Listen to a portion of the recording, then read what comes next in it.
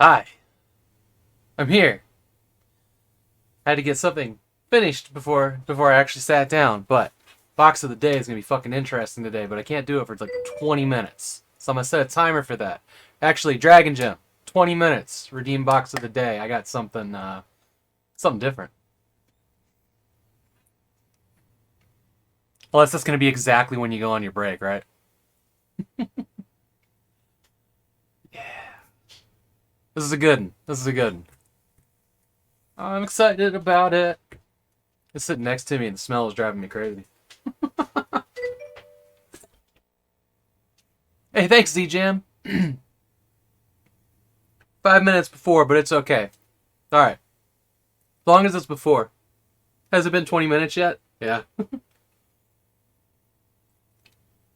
So I played a visual novel yesterday, and now I really want to finish it. So if this game is terrible, we're going to go right back to that, and I'm going to keep reading, because I'm a glutton for punishment, I guess. But I kind of loved it. Not so much that I had to read a whole bunch of things and look at pictures, but I just kind of really enjoyed the story and the characters. Wow, there's Apple ruining the surprise, so thanks for that. Just can't take her anywhere. Goddamn. I'm gonna ban my wife.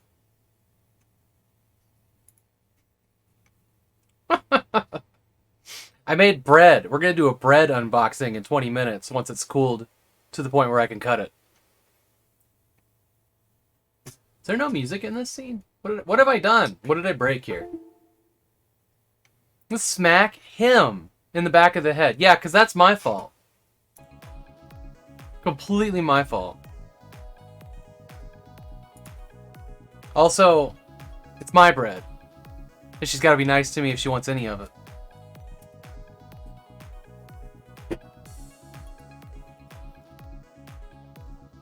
Okay, so yeah, if this game sucks, we'll go back to the visual novel because I kind of want to know more about it. And there were a couple people that hung around last night. Okay, eat it, then smack him. That kind of want to hear the end of the story too, like Jay and the other person's eluding my mind. Sorry. It's been a long time since yesterday. I'm going to be streaming tonight after dinner. I still don't really know if I'm going to go back to System Shock with that controller. Maybe. It's going to depend on how my wrist feels. That controller was hard on my arthritis, to say the least. The demo you played last night was real good. I didn't get to hang out. Because we made dinner and then we had to power through some James Bond movies because we're going to go see the new one on Saturday. Wrist action, yeah. Hey Seek. Also Slim Fat, Rush Pirate, it's good to see you. Dragon Gem as always. Z-Jam, glad you're here.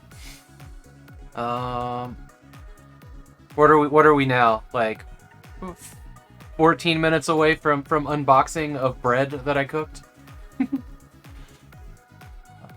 So, yeah, I'm either going to do that, or I'm going to go back to Delta Force. I still don't know. What do you guys that are going to be here tonight at 7 o'clock, what do you guys want? More System Shock with the controller? System Shock without the controller is also an option, maybe? I feel obligated to finish it with the controller if I can do that. Or we could really get back into to Delta Force, which is also on my list. Next week. Let me pull up my schedule real quick.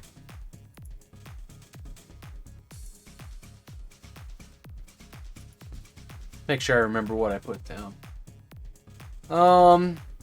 So I had tonight allotted for System Shock. And next Tuesday and next Thursday. Tuesday the 26th, I have allotted to that new Blair Witch game that I really want to play. And I frankly don't care if people liked or disliked it. I want to play it, so. I don't know how long I'll be able to stick around, so it doesn't matter.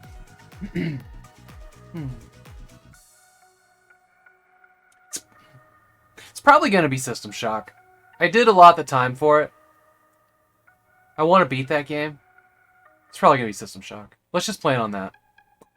Cool. Alright, let's, it's really all I got. I didn't get to work on much today because I was baking bread. We had some Ring of Fire peppers from the garden in our meal last night, which was frog legs.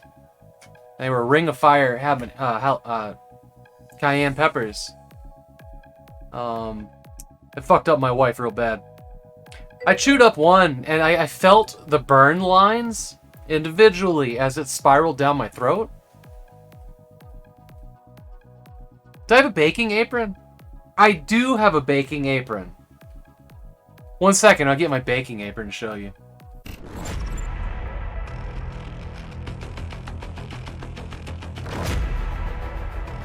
No. No. What? Why did it do that?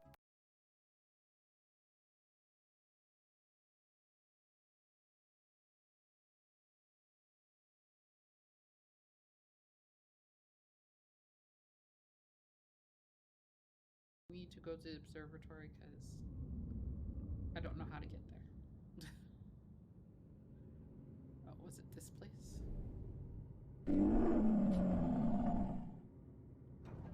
Jamie, thanks for the raid, and again, scared the bejesus out of me.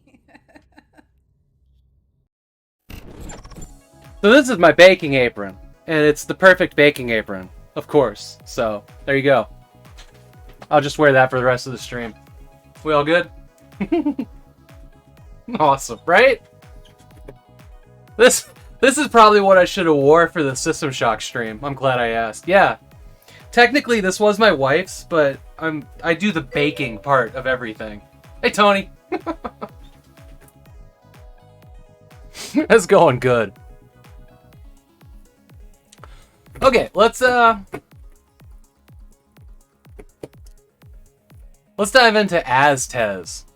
The baking apron is fire, yes.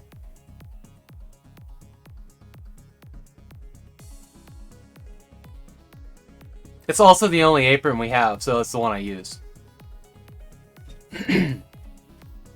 Yeah, let's dive into this game. I might need a controller, probably will.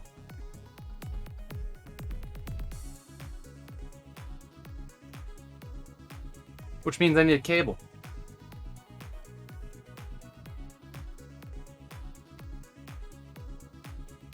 The apron raises many possibilities for a conversation starter. I know, right? Come on, go in the hole. The hell?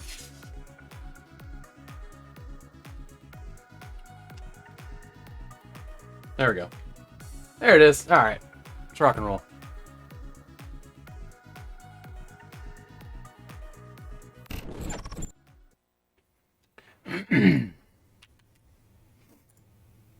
Aztez. Made by colorblind developers, I think.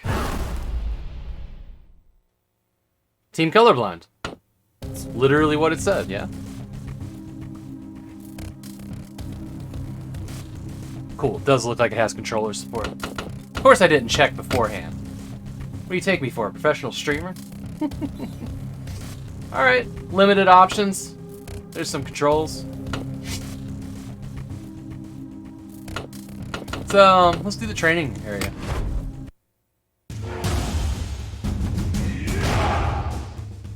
Basic jump. Ground attack combo. Absorb blood. So all the blood on the ground?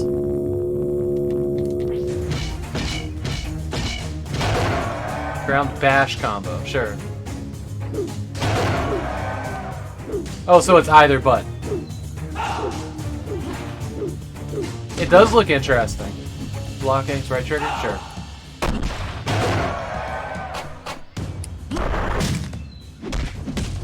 Up attack.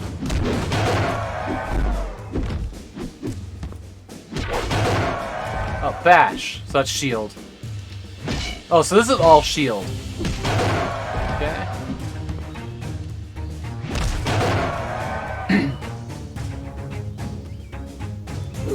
Like, hold on. Got it, got it, got it.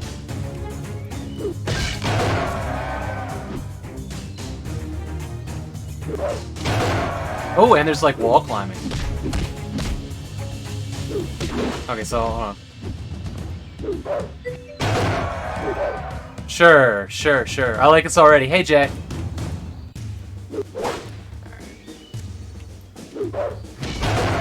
Okay. Nothing's particularly hard.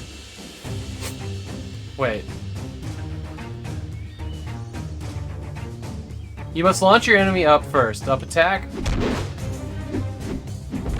Well, then do I need to jump?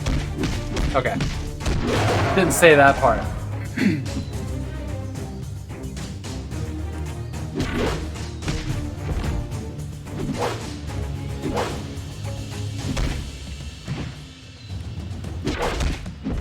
Now, we'll do the... Air combos don't do as much damage, but the air is usually safer. Okay.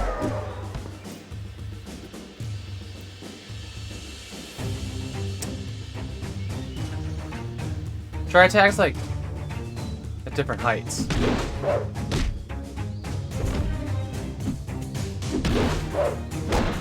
Oh, like do it again.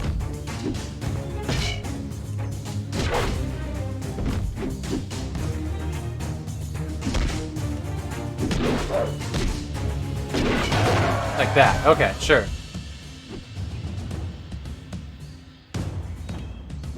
Let's knock him up in the air.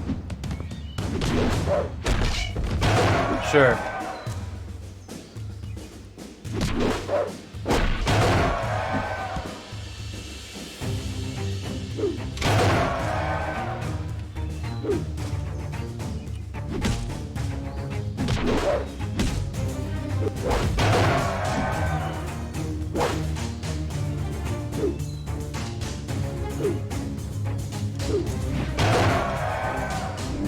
I definitely didn't do that correctly, but it still counts, I guess. The wall jumps and beatdowns. Alright, here's a grab. Give him a hug. Oh, so grab is a permanent thing. Jesus Christ.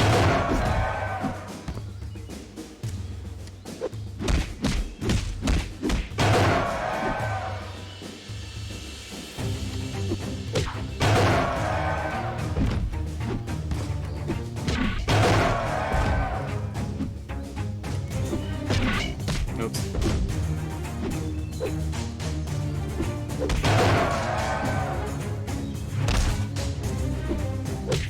Kind of a cool maneuver, actually.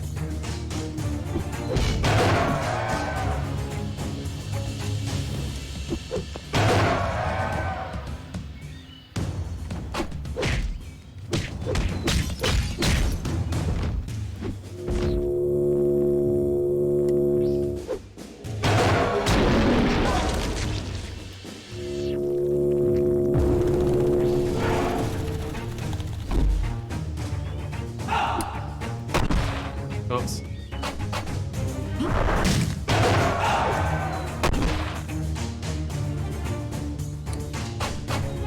Orange attacks can only be parried. Red attacks cannot be parried. Oh, oh.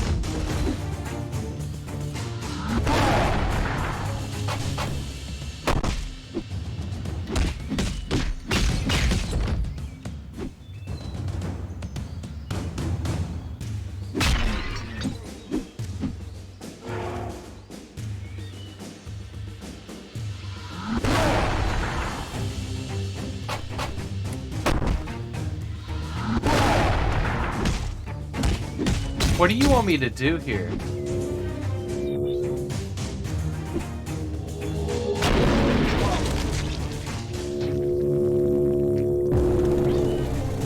What is that? Does it want me to just fight, or... What did I just do?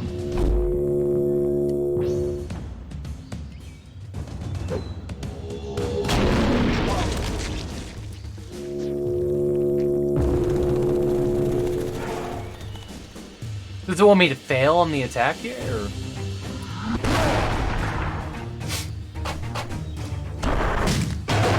Oh, okay, sure.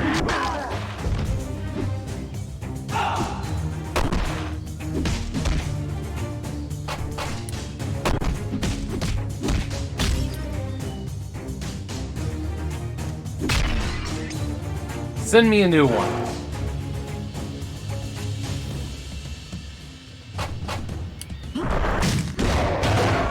Okay.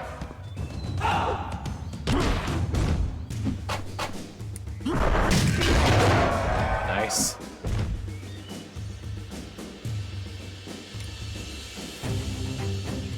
So, tap block to cancel, move anytime.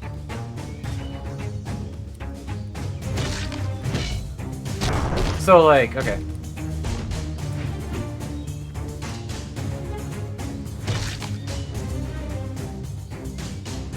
Hit the enemy, and then cancel a move early. Oh, okay, sure. Different weapon. Okay, so we... Well, how did I do that again? Oh, it's... Okay, so they're on the four corners, sure. Combo weapons. Alright. We're getting complicated pretty quick here.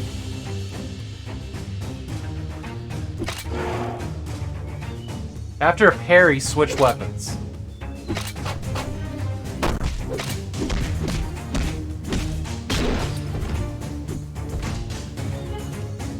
Fire the weapon count.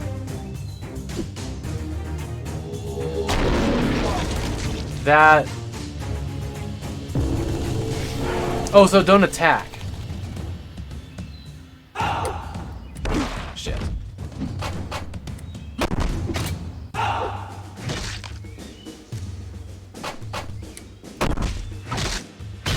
I'm not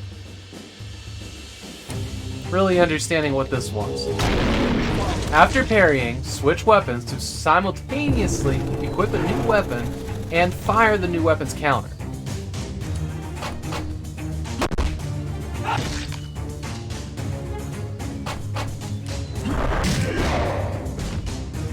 Did that not do it? Something happened.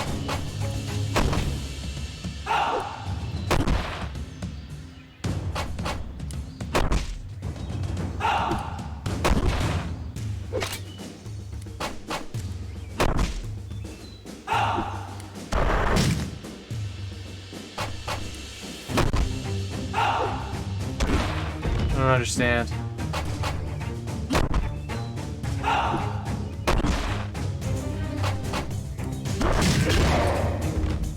That's not what it's asking me to do?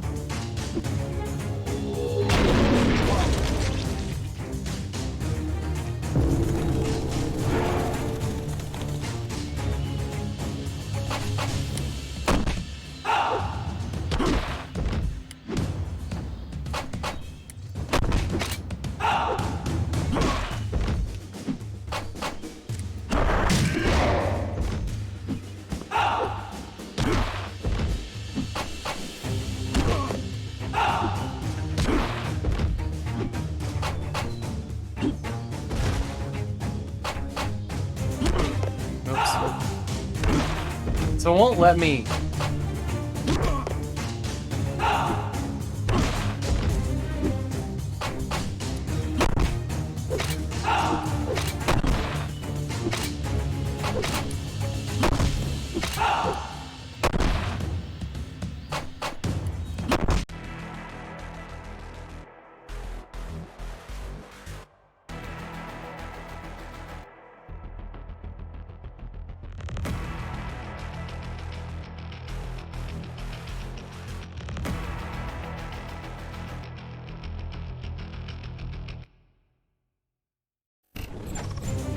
Okay, so box of the day is jalapeno cheese bread with jalapenos with group. Hang on one second, I'm gonna grab the paper plate.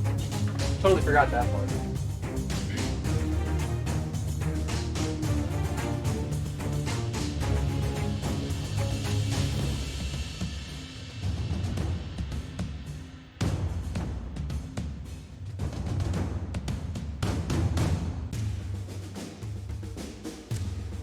Also, paper towels.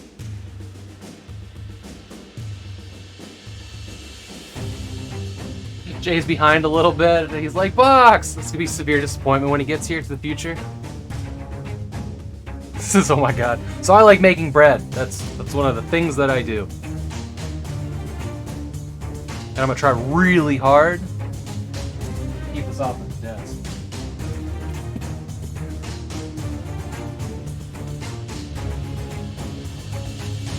Okay. I don't know. I've never made this bread before, but basically what you do is you get your dough going, and then you roll it out all flat, and then you throw cheese and jalapenos in it, and then you roll it up, and you cut that in half, and then you elongate them, and then you twist them together, and that's how I've got this thing. Then you throw cheese on top of it, and you bake it. You know, after all the rising and stuff is done, of course. So, there we go. Put that in your mouth. Hey, Lieutenant Dan. Alright. I'm hoping for the best. Hopefully I cooked it long enough.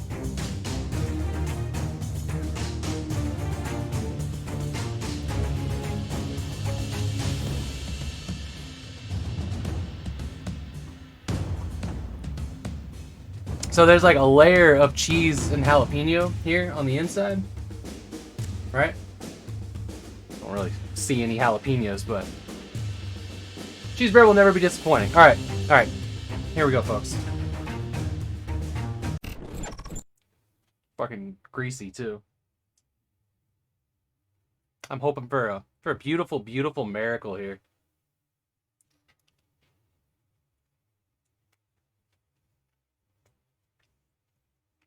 It's bread.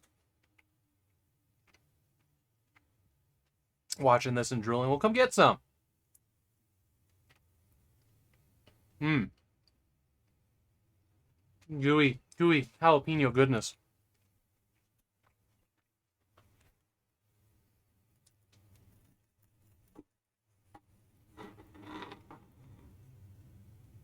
Trying really hard to keep it off of the desk mat.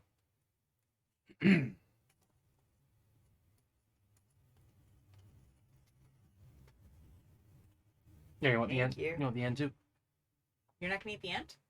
I got another. There you go. There's nothing better than warm bread, though. Like, look at that. Mm. And it just kind of like, it's soft, so it just comes apart. Hmm.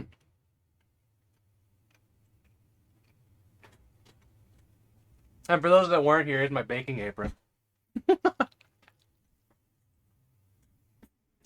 Done.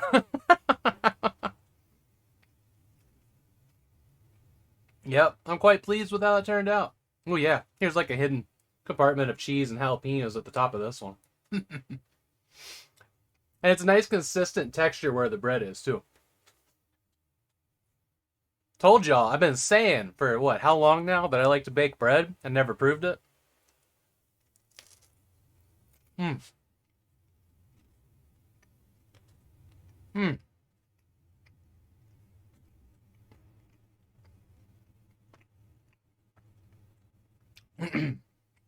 Lurks in the background. It's super effective.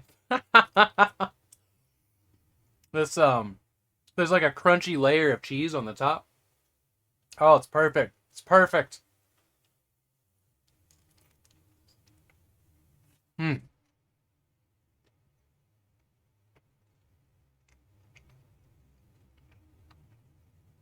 That turned out way better than I was expecting, to be totally honest. It's not every time does the first time you try a recipe end up being perfect.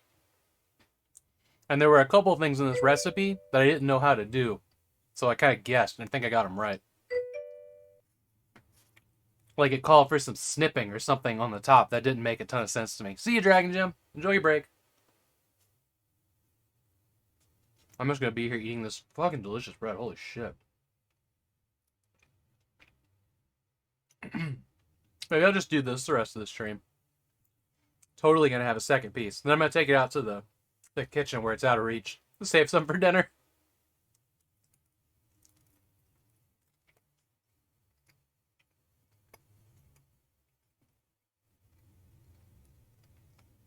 Because I think we're having spaghetti spaghetti squash with spicy spaghetti sauce tonight. And this will be great for that. All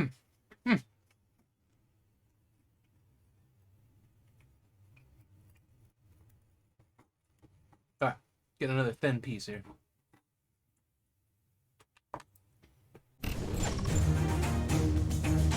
Ah, look at that. Look at that. Oh, it looks so delicious. I have a hard time cutting bread. It always like pushes down. I don't love that, but nom.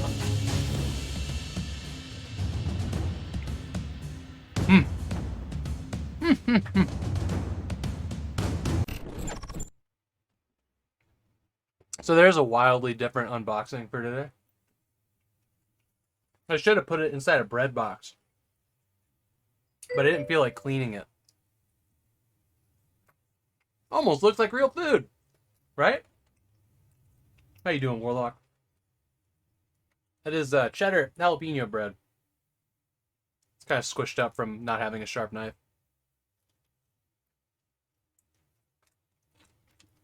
A retro unboxing.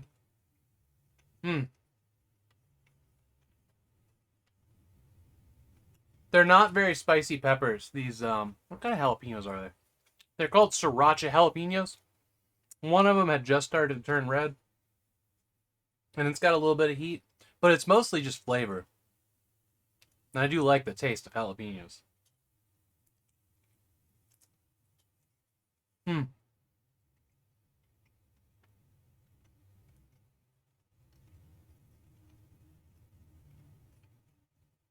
You ever had food that just makes you want to dance? Because that's what this is.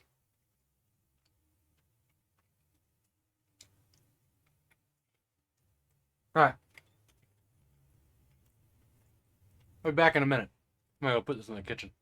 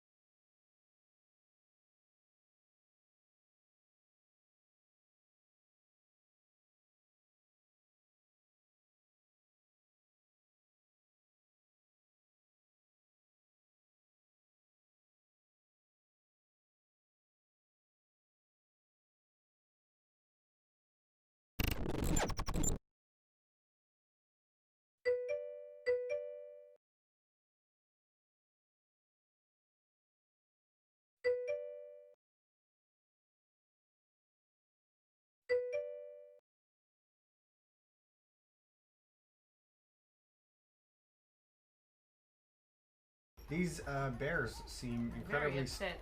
very stressed out, or they are ejaculating from their head. Hiding Bear- something.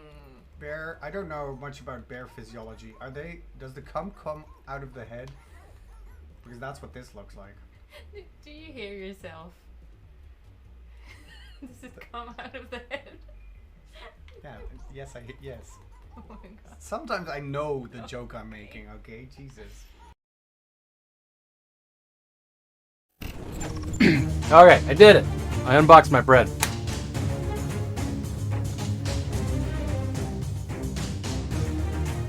Oh, Vogel, thanks for the raid. You just missed. What I just baked. with my Wonder Woman apron, which was absolutely fucking delicious jalapeno cheese bread. Oh my god, it was good. We ate half of a loaf already, and it just came out of the oven. So, yeah. Welcome in, everybody. Joe McGuy, who rated mid-sentence. Raid and then sleep. Alright, Bogle. Did that happen the second I walked away?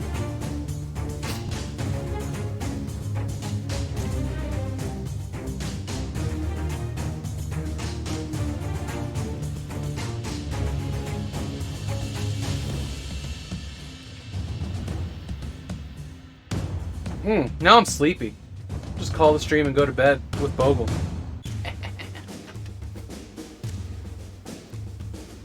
I am doing very well. Now my belly is full of bread and I'm happy. It's a lot of work. Okay, we gotta figure out what the fuck it wants me to do here. It wants me to switch, specifically with up D-pad after hitting right trigger. Boom, boom. No. It just doesn't do anything.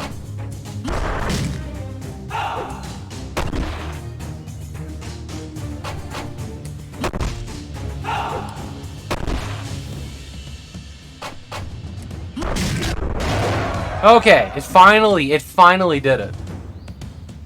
Phrasing was intentional. Yep. The God attack is left trigger. Fill up your blood meter. Okay.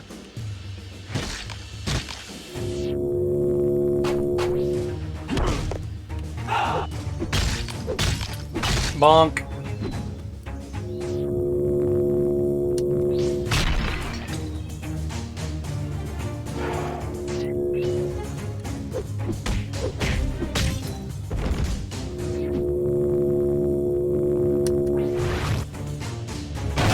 Figured that part out already. Wake up roll. Oh sure, nice.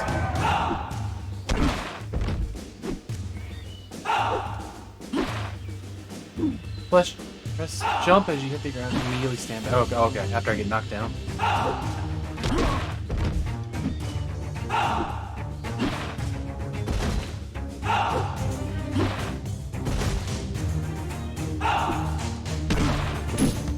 Okay, so just like that. Cool.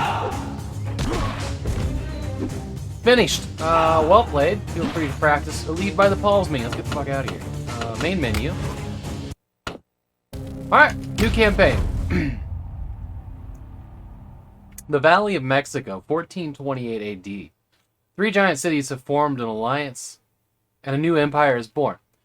Its people are brave, ambitious, brilliant, and deeply warlike. I... Tot lol.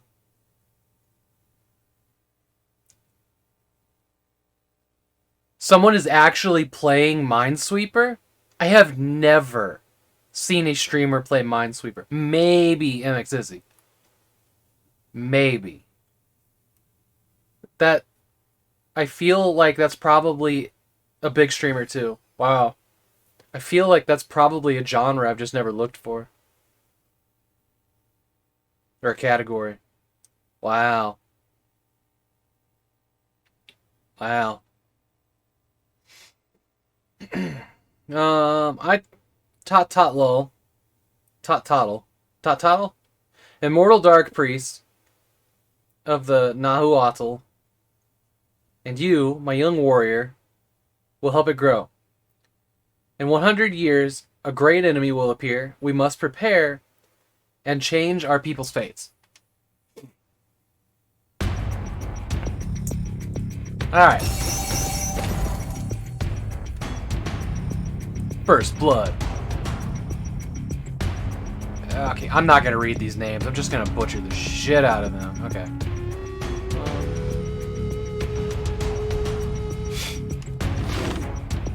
Defeat all enemies in 2 minutes. Common item.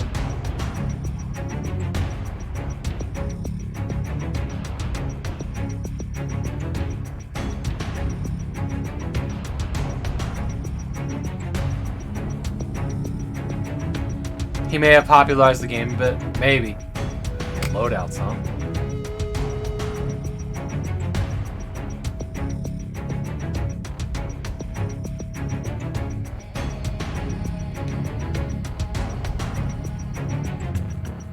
You can arm your biceps.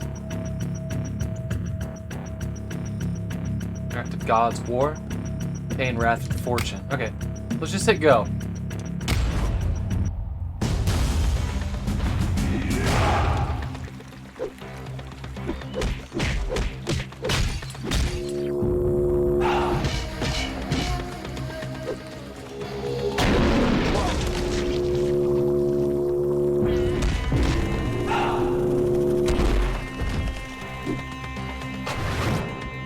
Get fucked!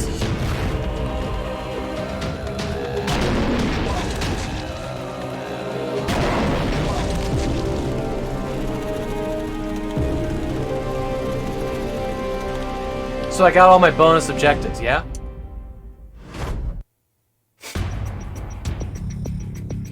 Wait. Oh, that's not a bonus objective. We want Aztez to live, right? Right? Spawns a plunder event somewhere on the map. Combustible chemicals that light up a large area, revealing its secrets.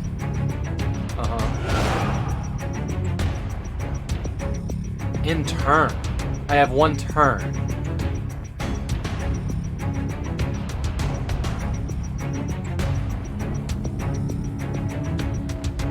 I think I have to in turn. So it's also like a 2 times RTS.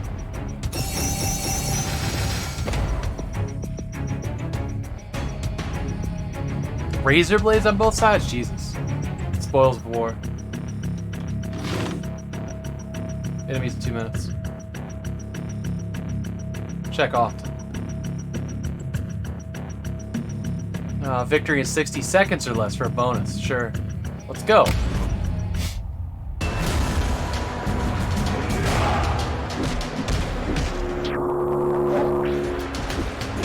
Hey, you simmer the fuck down. Oh!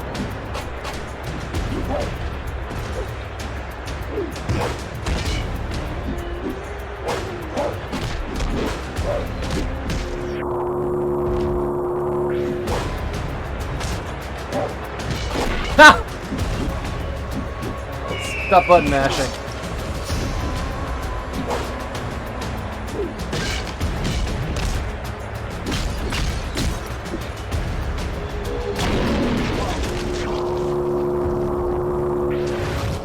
There's a finisher.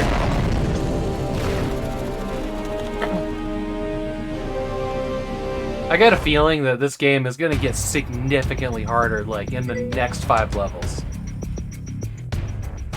Hey, Mr. V. Yes, that word. I saw that word. Can't pronounce it. An obelisk. The stone... Oh, I get to select. Eliminate target combat events. The city attracts new citizens. Let's do the obelisk.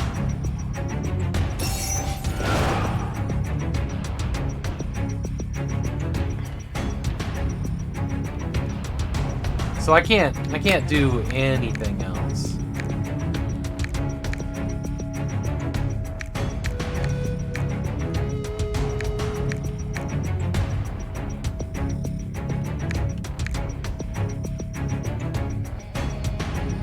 Spend 8 resources to turn a target neutral city into an empire city. Cost increases every turn. Maybe I'll wait for the tutorial to tell me about it? Question mark. Oh, that's the name of the weapon. Nice.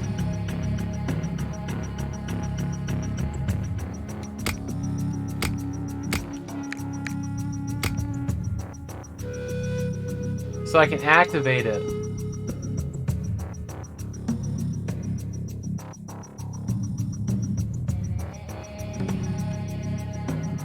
Like... here, maybe?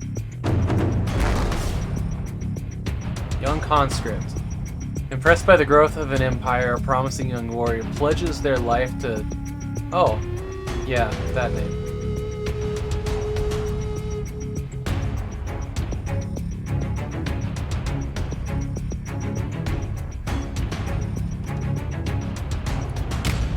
Turn complete. Okay.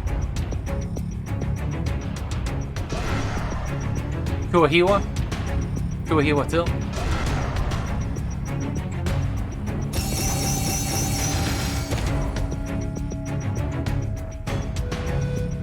Difficult choices, few missions.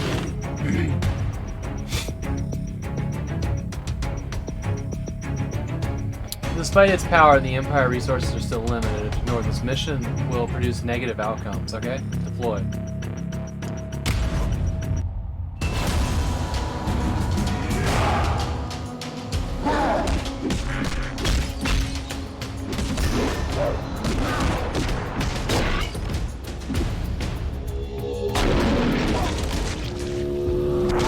Oh shit, he had a thing on me there.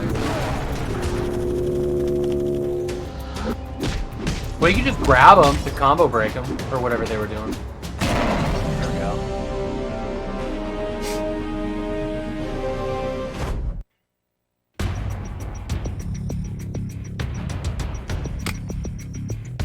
City Preserve. Difficult choices. Okay. The pier. Go help. Or whatever we're doing.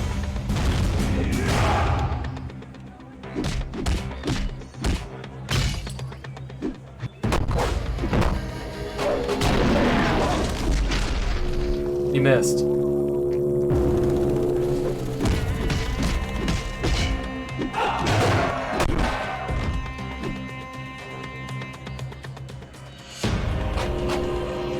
Oh, it's the wrong button. I gotta hit that for shield.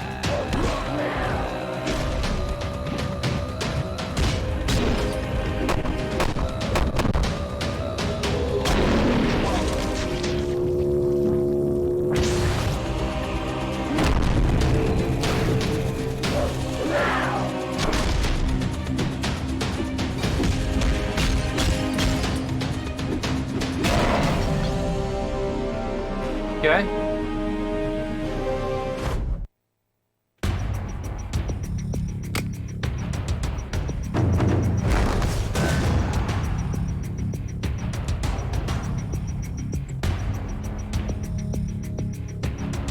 $21 resource. Jesus, reduces the military budget.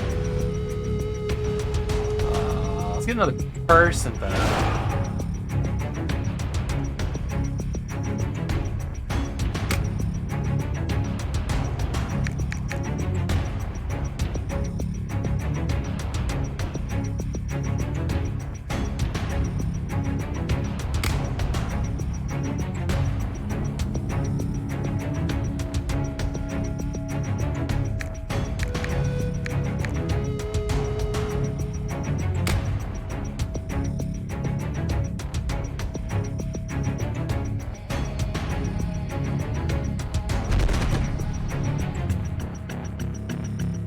Hi, buddy.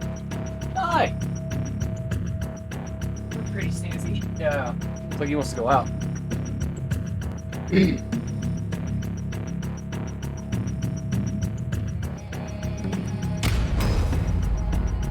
So I took away red.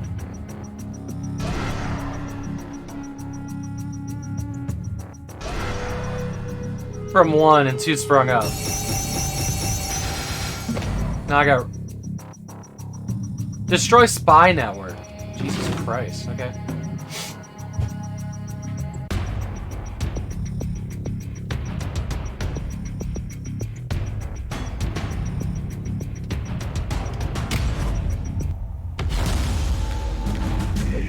This is kind of an unusual game. Yeah, so...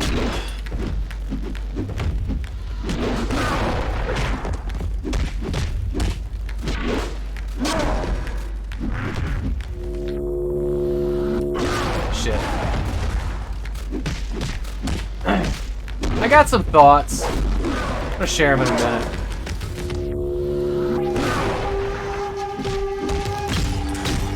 See, I don't see.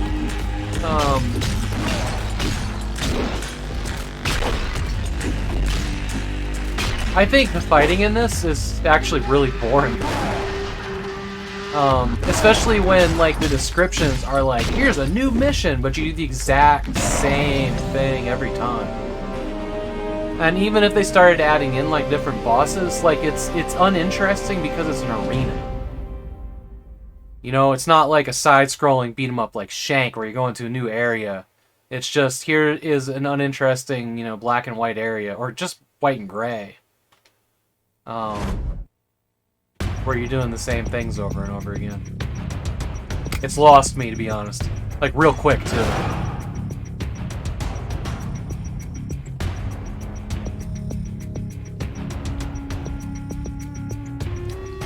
Like, it's either gonna get super hard, or it's just gonna become chorishly easy to beat everybody, right?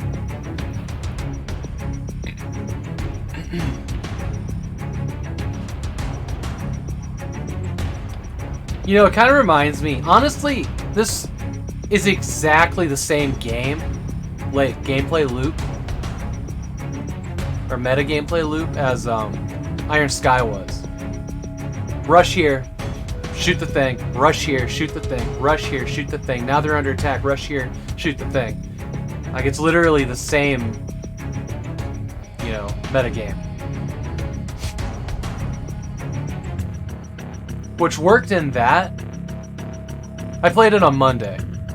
It worked in that because I liked the flight sim part of it.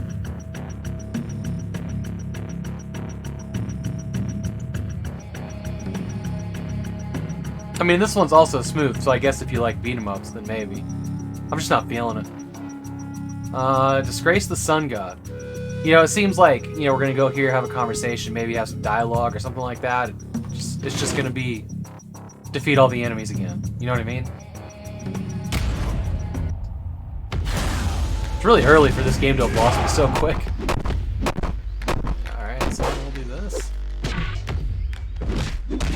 I'm just gonna button mash them. I'm gonna roll, suck up some blood. Down my shield. Oh, maybe. Okay.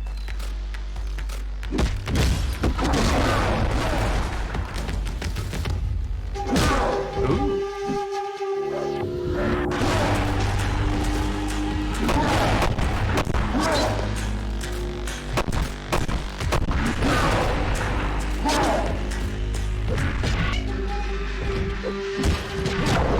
Defeat!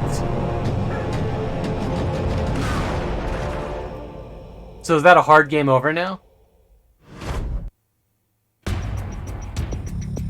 Aztez dies. Darkness occurs.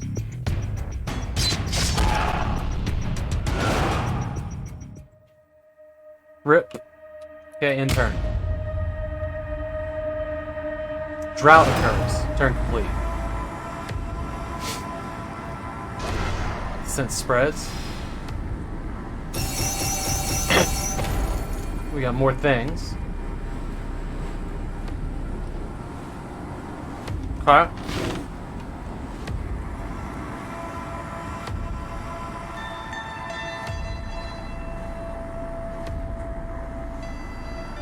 Okay.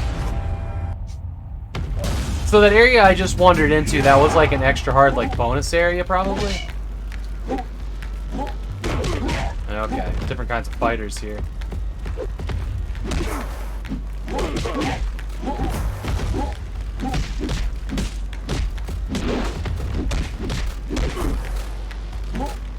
Oh, I got, like, shook or something.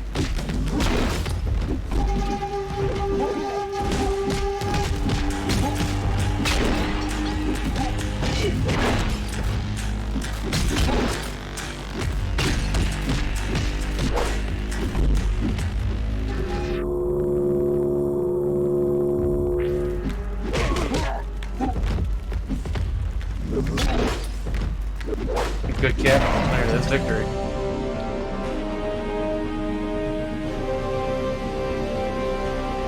If the 60 get you my points ready for the epic uninstall mark is 69 minutes.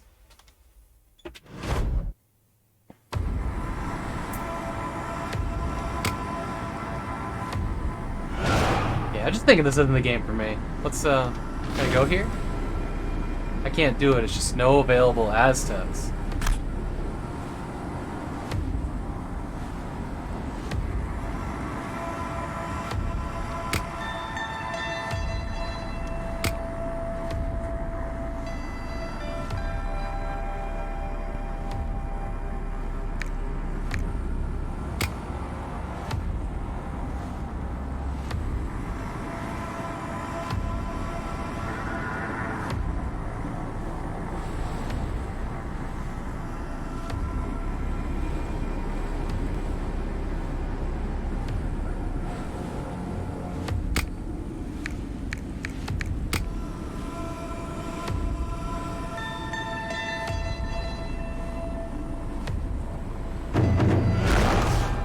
Did I just delete a mission then?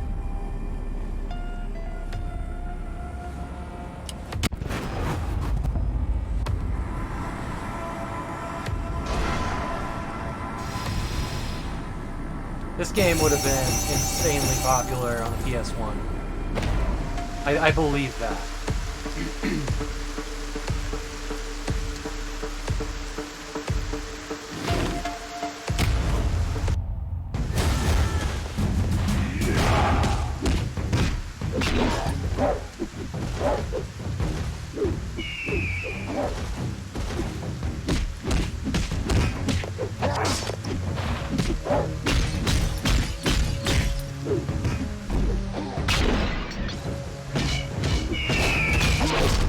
Tried to dodge it.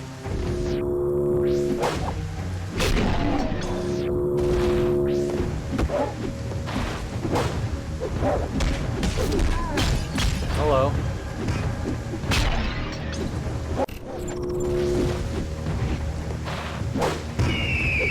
I keep hitting the wrong button for dodge.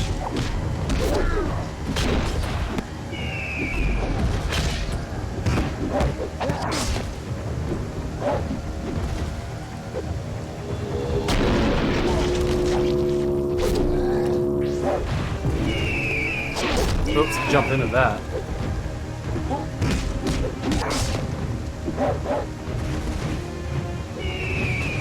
Sorry, you can use the shield to break your combos.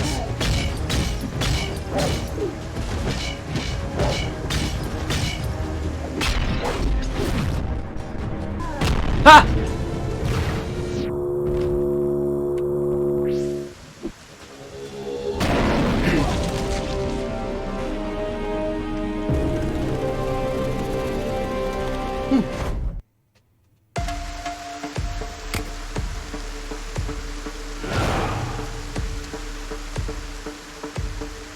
New weapon? Mission, Sword Festival, sure. Oh, I can't do anything.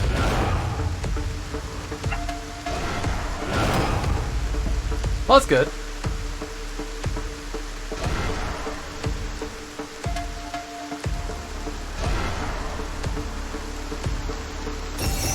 See, you don't get enough turns to, like, stop it. It just keeps getting bigger.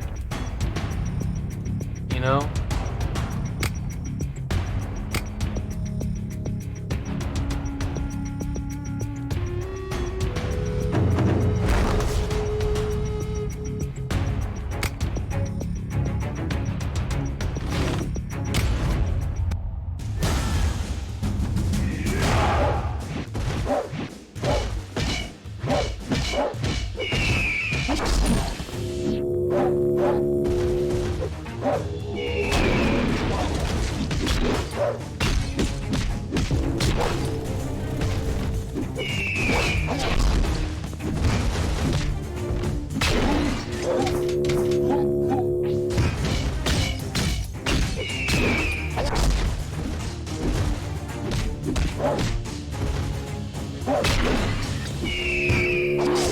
I keep hitting B for dodge.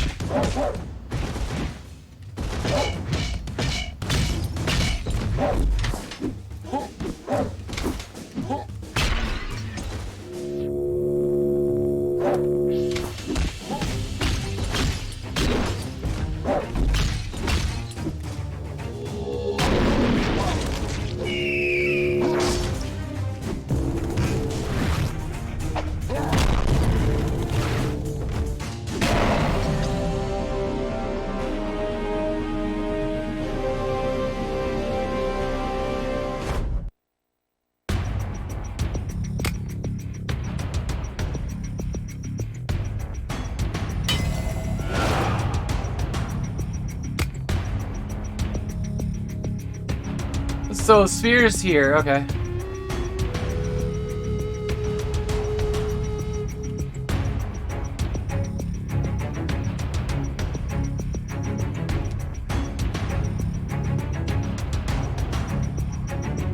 Okay, that's really all we can do there.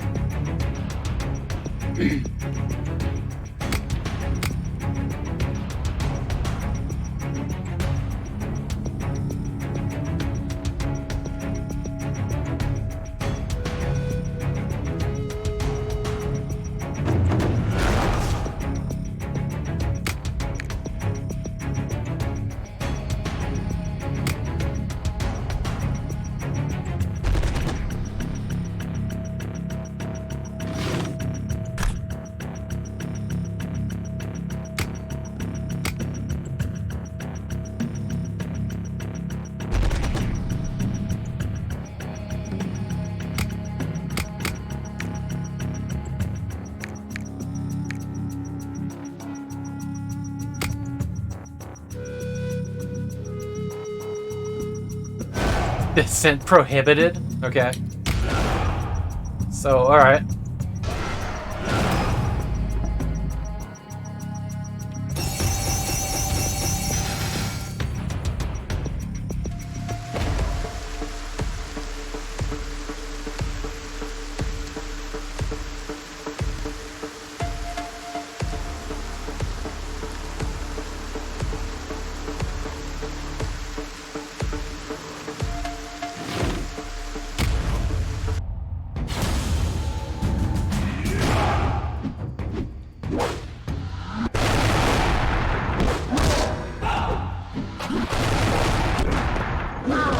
Oh shit.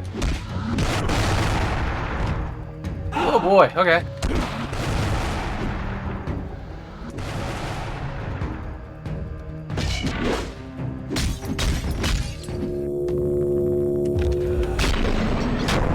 Oof.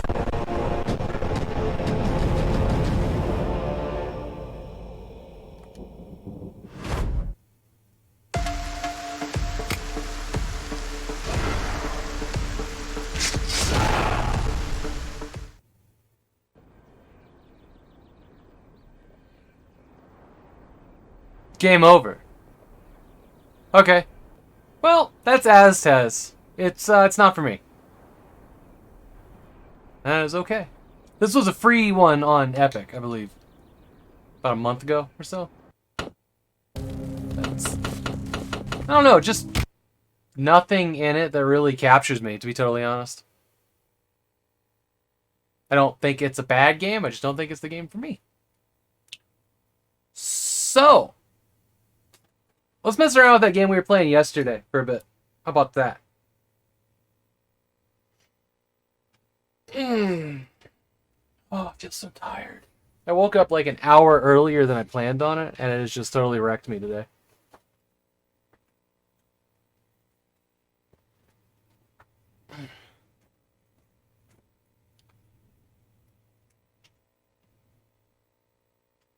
Yeah, no variety. It's just like, I don't know. Nothing made me care enough about how the enemies look differently to know how to fight them differently when button mashing seemed to just kind of work most of the time. I mean, I realize I game overed, but you know what I mean. Oh. Oh, God, why am I so tired? Alright, let's do it. They just put a whole bunch of carbs in my body.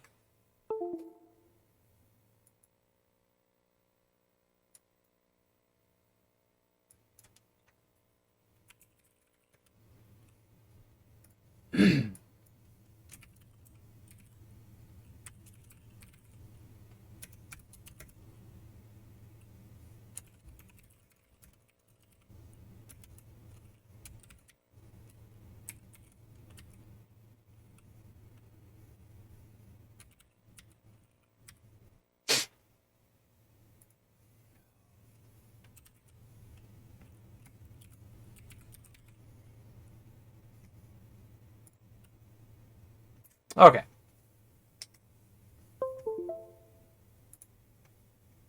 Well, Jake, I'm glad you're here. Now we're going to do some more of this.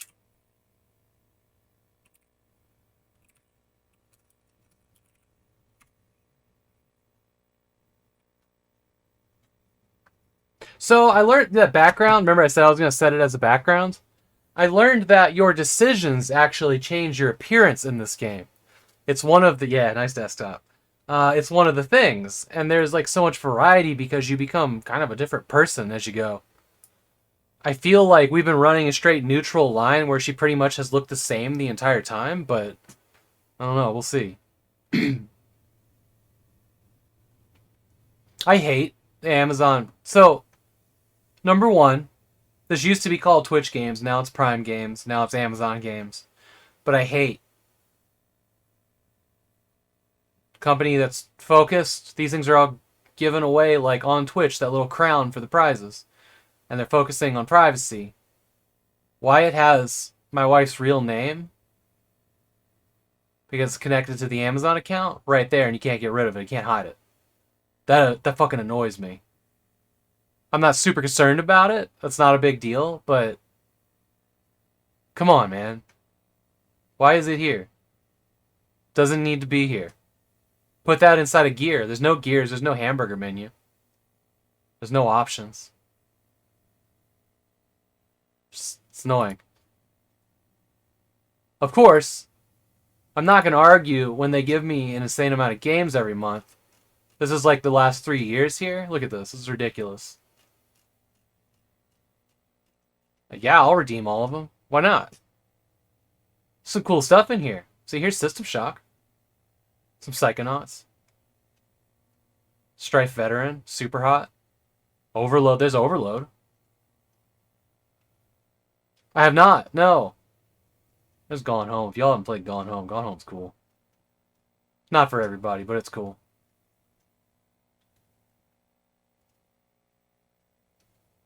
Ape Out. Fantastic game, that. Turok. You want some Turok? Here's Kathy Rain. This is coming out. The director's cut is going to be out this month. Do you love Puzzle Agent? Hey, have any of y'all played Epistory? This game is cool as shit. It's a typing battler in like an origami world. It's so cool. Well, it was one of the coolest games. I got about halfway through it and then I just forgot to go back. Never have. Project Warlock was on here. Turok 2. I don't know why it's out of order. It must be redeem order. Forsaken. Like, they've given away some cool stuff just for being on Amazon Prime. Honestly, the amount of games they've given away is paid for Prime. Last 3 years. Pretty cool. I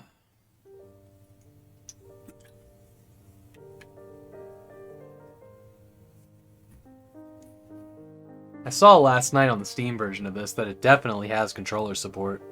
Let's continue. Wow, just like no warm-up right where we left off. It's like a bookmark.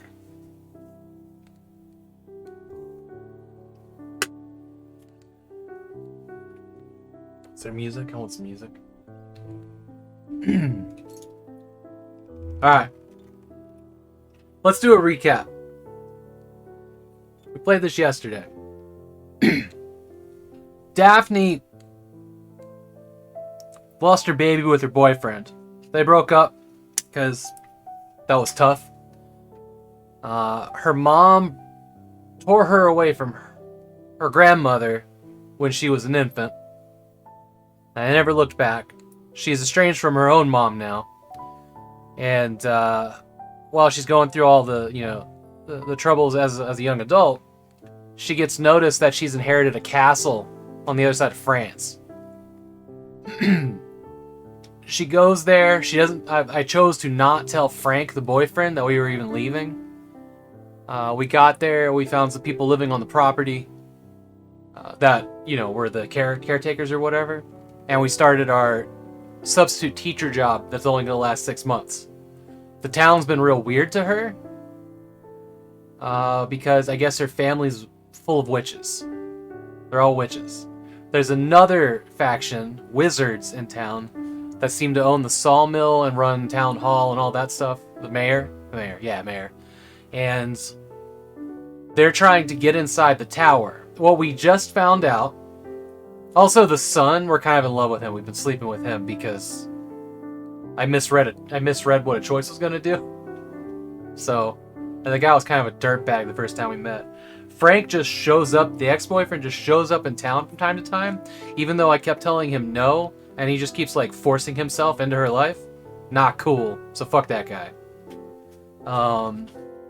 We had a weird dream in the woods that kind of predicted a little bit of the future, the things that we saw. And what we just found out was that these two families have been rivaled for centuries. The Malteries and whatever Daphne's family name was. So the Malteries, they made a deal for prosperity that would hurt Daphne's family tree. And it worked, but they can't leave the area, apparently. And they're worried, they're trying to undo the curse. So they want into this tower that nobody knows how to get into that's in the castle that she inherits. So the mayor's trying to, like, draft up some things so he can get in there. You know, or take the house, or have it opened, or have the wall, you know, whatever. But his son came, the guy that we're sleeping with, came to warn her that nothing he does is going to be good for her.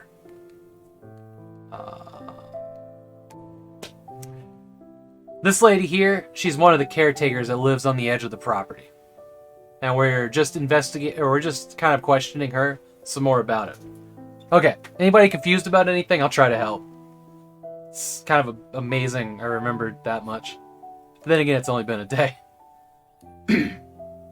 I'm not into it, you're into it. Fuck off. Tell me about the tower and the legends. Tell me what you know about the tower and the local legends. What do you want to know precisely? You told me the Sphinx was a coat of arms of the Delators. Why? Yes, that's right. You can see it on the family crest. I think it's related to the story of your family. You can see the Sphinx all over the village, and you are the descendant of the family who used to protect the tower and its contents. Oh, there's like a magical seal on the tower we found out a little while ago. Follow me, I'll show you. 14 puts her coat on. I follow her to the tower. She shows me a shield with the coat of arms of the family, carved in the bas relief of the outward wall. I just bailed out of today's game, actually after about an hour, so we're good there. And we're going back to the one yesterday, yeah, because I want to see where the story goes. So, there you go. You missed the bread reveal that as it came out of the oven at the start of the stream. You missed watching me eat jalapeno cheese bread I made.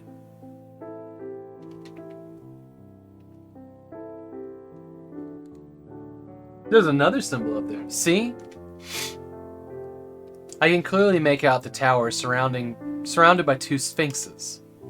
We silently go back to the outbuilding. She had a dream where the sphinx had her face out in the woods, but it was more like sleepwalking, and she passed out there somewhere on a nature trail. But this sphinx has nothing to do with Egypt. Does it? Doesn't it? Look more like Greek mythology. Like the Sphinx protecting Thebes, who asked riddles to set up. I don't remember how to say that. Anyways, I guess. Ah, well, miss, I can't say. A couple years ago, we saw a documentary on TV, my husband and I, and we told ourselves, look, it's like the statue in the village. Do you remember Gerald? Mr. Bertine mumbles something unintelligible without even looking up from his newspaper. Clothhill Maltery told me, as long as I had the tower, I would be a threat to them. What does she mean? Oh, well, that must come from the stories about the tower, but I'm not sure I know much more. Tell me what you know. What they say is, the region is magic. Used to be a place of pilgrimage in the old times. People come. Hey! Oh, you can have that. You can have that. Sorry. I didn't realize that a computer part was on top of your toy. Excuse me a second.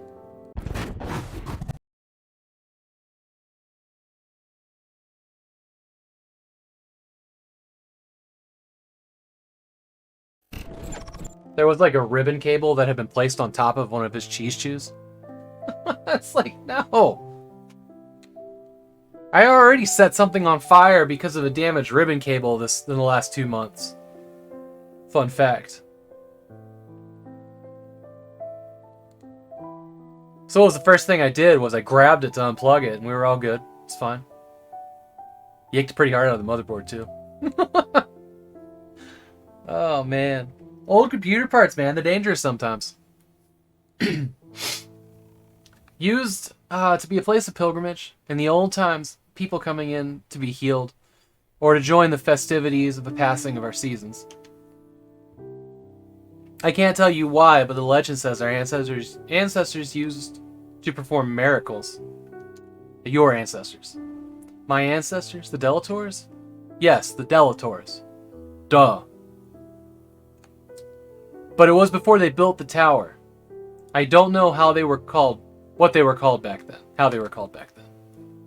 Also, your family had the duty of protecting the village, as the place was said to be magic. It would draw demons. And there were rituals to perform so that the source of power wasn't polluted by these evil spirits. When the Christians colonized the country, the region closed upon itself. People from the village built the tower on top of the source to keep it a secret, and the village became a place of memory. I didn't know this period. It was before I was born. It's my grandmother who told me the stories before the Maltese came around. The Maltese. What are the Maltese doing in all this? It began with Eve's grandfather, the old Gustav Maltese. Hey, sweetheart. What do you know? Beautiful dog. Are you a beautiful dog? Okay, bye. Far more interested in his toys than us, let me tell you.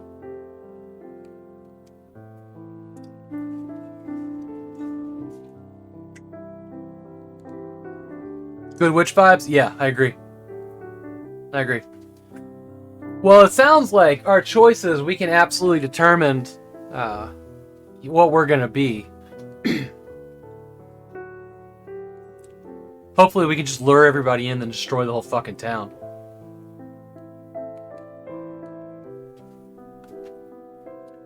When I was a child, the Delators took him in. Oh, when he was a child, the Delators took him in at the castle because he had a gift for miracles. Uh-oh. He was an orphan coming from the marshes. To be welcomed like that was a great chance, but apparently it wasn't enough for him. He wanted more.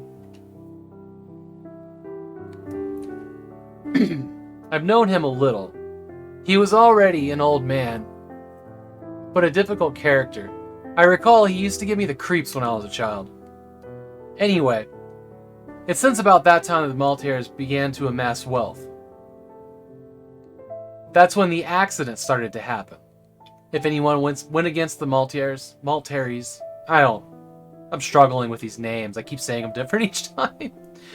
Something bad happened to them every time.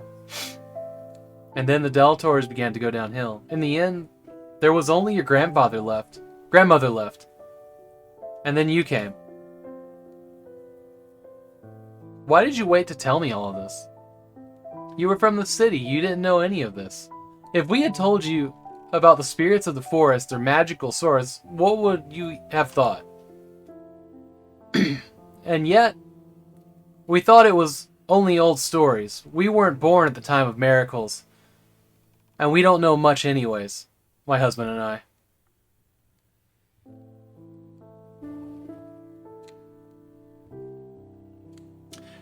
Yeah, so... Yes. Supposedly there's an insane amount of branching stories here. little decisions, I can see how they would drastically affect who is where.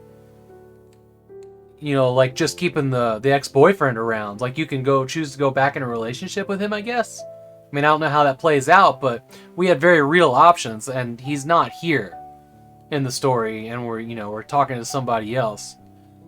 I think we had an option not to accidentally cast a spell earlier. But apparently, like, if you look at my desktop background here, your actions drastically change the way you look. So these are all parts of the same story. This is all the same main character, Daphne. I mean, like, we've seen, what, this one here? This was the dress that we picked out. The alternative was this one at a certain party. And that's, like, the same hair, so you can see how some things change, but some of this stuff, like, you know, this rogue look she has going on, is very, very drastic. Or this one, I don't even recognize her.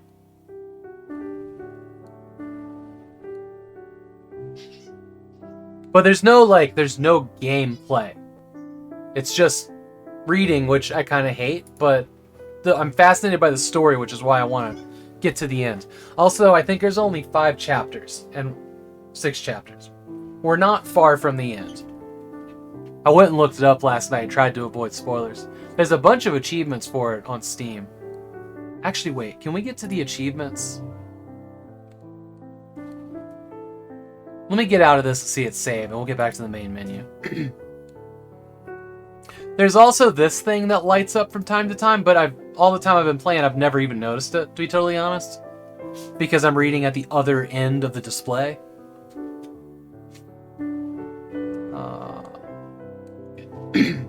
Alright, progress saved, hang on. So let's go back to the menu real quick. I want to look at those achievements.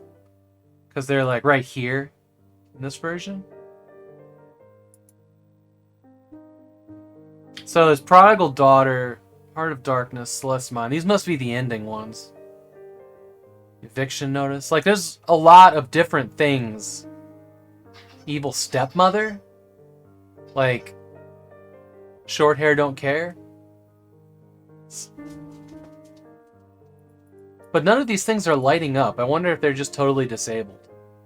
Or if I really haven't triggered any of them. Seeing dead people, I guess there's ghosts too. Let's get out of here before we spoil too much.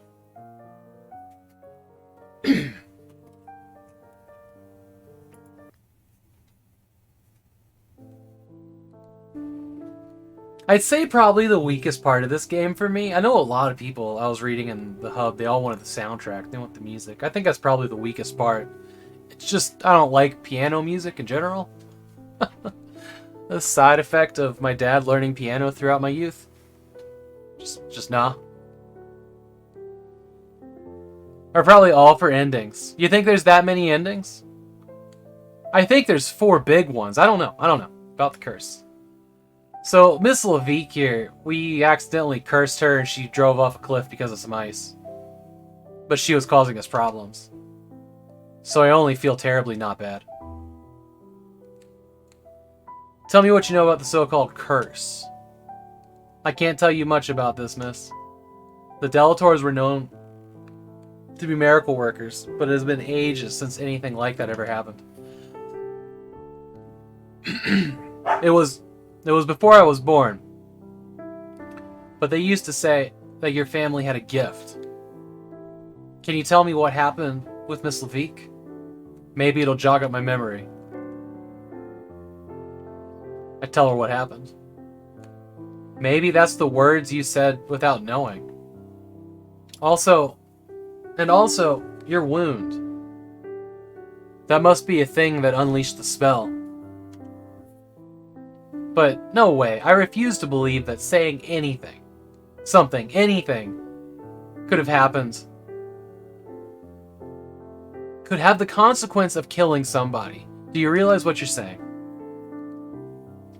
It's sad your grandmother is no longer with us. She would have explained everything to you. Yes, I guess I'd have liked to get a step-by-step guide on how not to kill your neighbor. And yet I still think it's a trick of the Maltese. It would be very twisted, don't you think? Well, nothing surprises me with these thugs.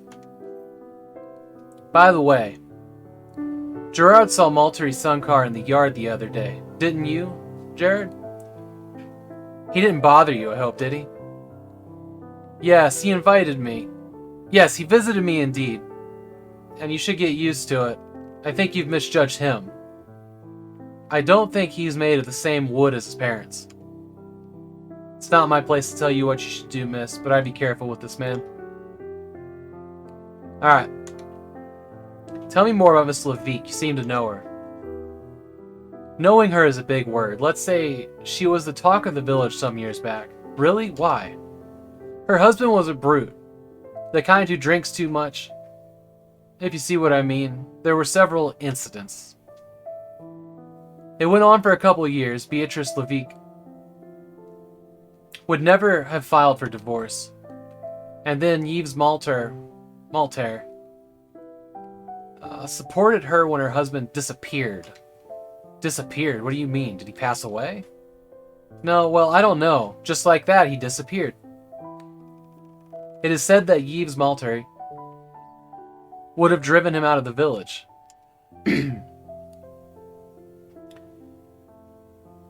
Beatrice Levique was sure it was thanks to the Malters. And she was working for City Hall. Well, you'd better not get caught saying ill of the mayor when she was around. I understand.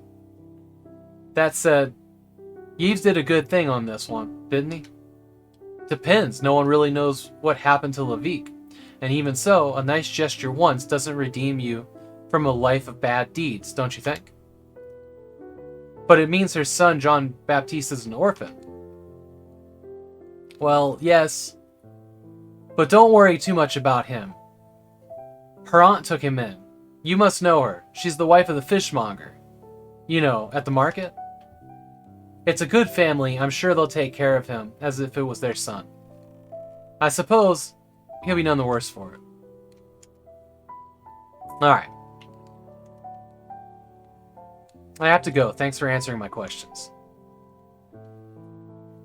So you know everything? Well, Gerard, we told her everything, didn't we? 14 puffs on his pipe, nods in agreement. We're just the wardens, my wife and I. We were never in the know. Your grandmother, she could have told you. Warned you.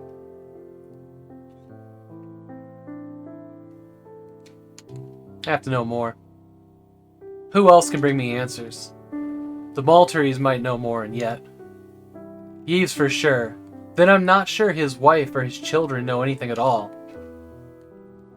There must be someone, don't you think? Yes, there's Sophie, your mother.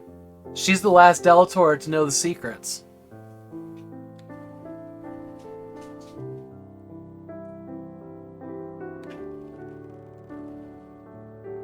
Oh! Yo, you're right. Her appearance is changing, isn't it? Yeah, because she wasn't wearing jewelry.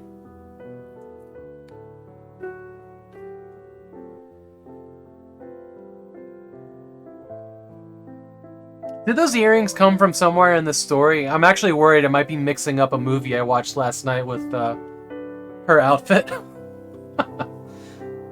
She's the last Delator to know the secrets. So the mom tried to contact us, and her only message was just, don't fucking go to the castle. Your mother. What should I do next? What a great question. Oh, here we go. So Stanislaw, or Stanislas, is the guy we're sleeping with. Wait for Yves, who's probably coming to the house. Call Celine. Let's call Celine. That's the older sister of Stan.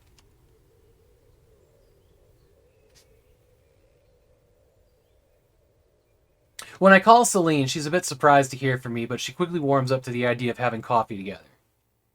I absolutely am in love with this, like, minimalist, just MS Paint scribble art.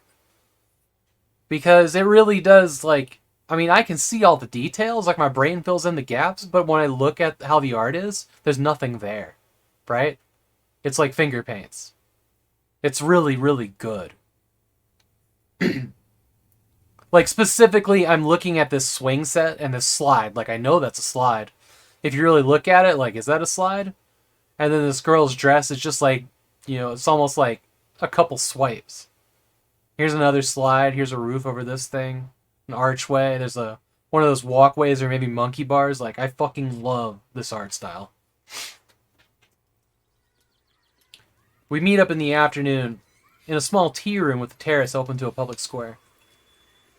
Selena's waiting for me, cup in hand, while overlooking her son playing with the other children in the playground next to the terrace.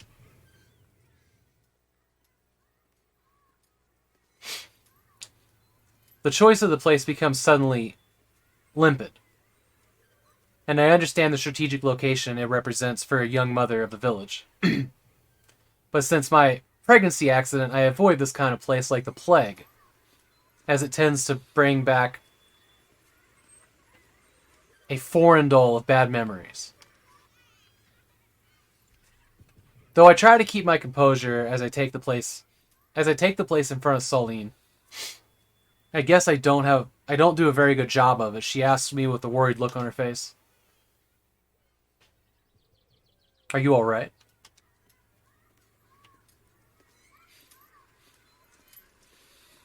Do we tell her about the baby? Fuck it. Yes, sorry. It's this kind of coffee shop with this playground. Reminds me of a difficult part of my life. Oh, yes, of course, what an idiot. I should have guessed. You're a Delator after all. What do you mean? Well, the Delators always had, fecundity issues. These words! There's so many words I've never heard of before. Let's go look up fecundity. I'm imagining it has to do with childbearing. Context and all.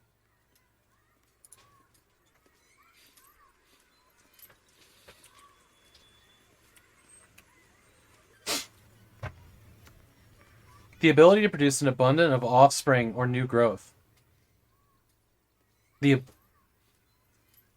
Oh, so it's issues of... Okay. Sure, fine, whatever. Moving on. Well, the Delator's issues. There's a hushed silence. Sorry, that was inconsiderate. So, it's nothing. It's me. I can't let this episode haunt me so easily, or I'll never get past it. Dig further. But what do you mean the Delators always had issues? There's something they say here, you know, all the local stories. It seems the Delators, in exchange for being spiritual leaders of our community, had to pay kind of a tribute. And this tribute was the sacrifice of the firstborn of each generation. Oh, shit.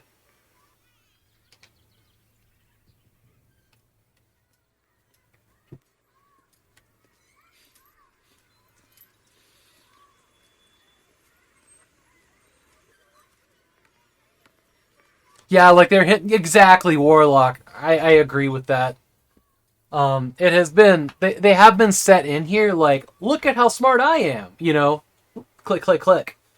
But yeah, these are words that nobody uses. Also, this is very French.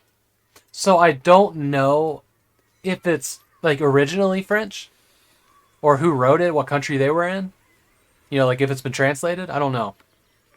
But there is some weird wording that I've struggled with quite a bit. Well, she's not going to know shit about my mother, so let's just do this. Well, that would explain why I lost my baby. It's only what they say around here, but if it can give you some solace, then it's a good thing. It's fucked up. She smiles faintly, and I feel she's really sorry for me. We chit-chat for a while.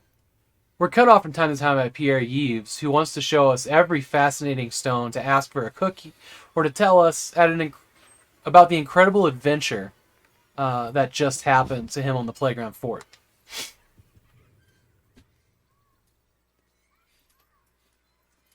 The developers are French, yes. I figured as much. Thank you, Warlock.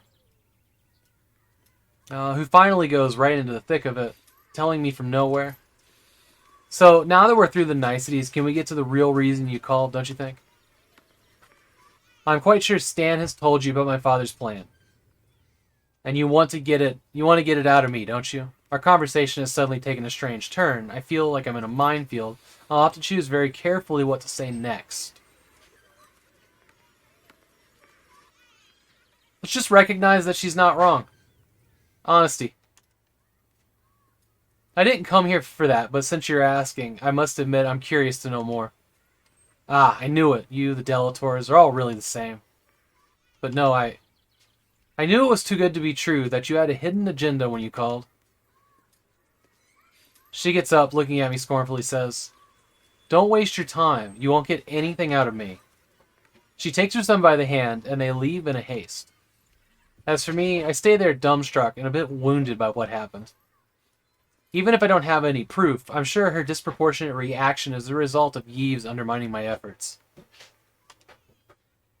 I pay the bill before going back to the castle. Well, damn it.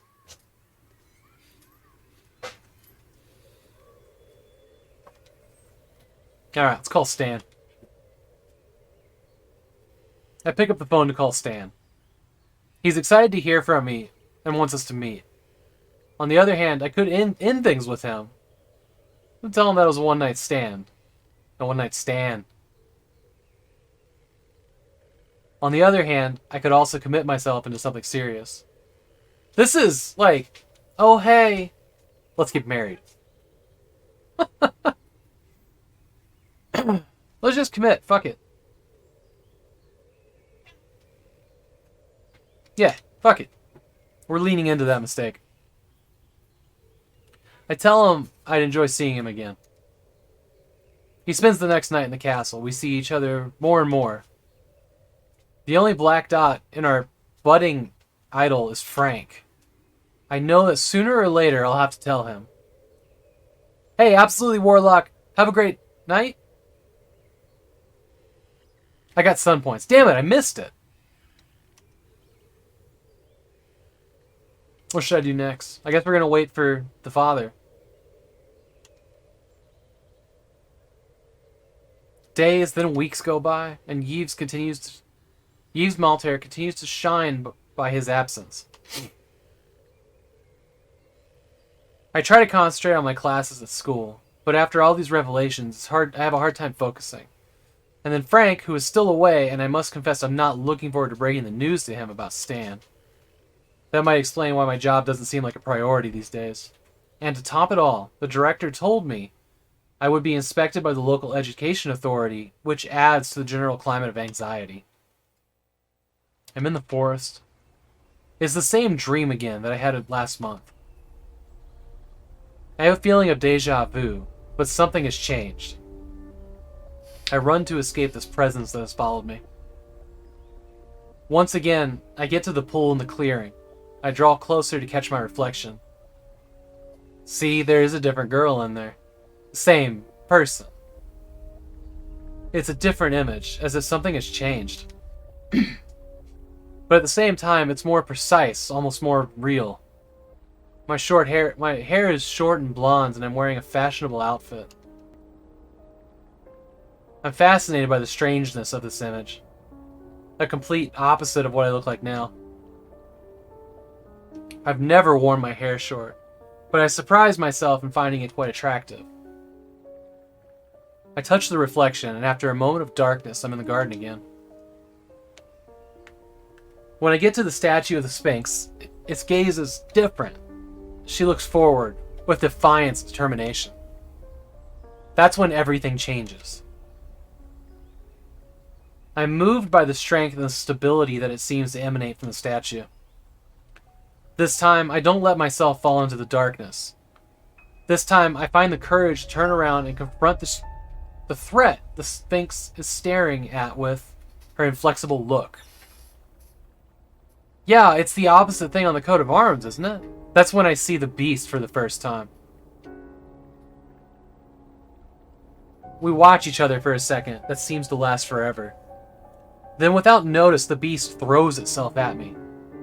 It's when its claws are about to lacerate my belly that I wake up, screaming and sweating. Dang, that is beautiful, that. Chapter 5. Dosember. I'm gonna go grab some water real quick. This seems like a perfect break for that. So I'll be back in like 1 minute.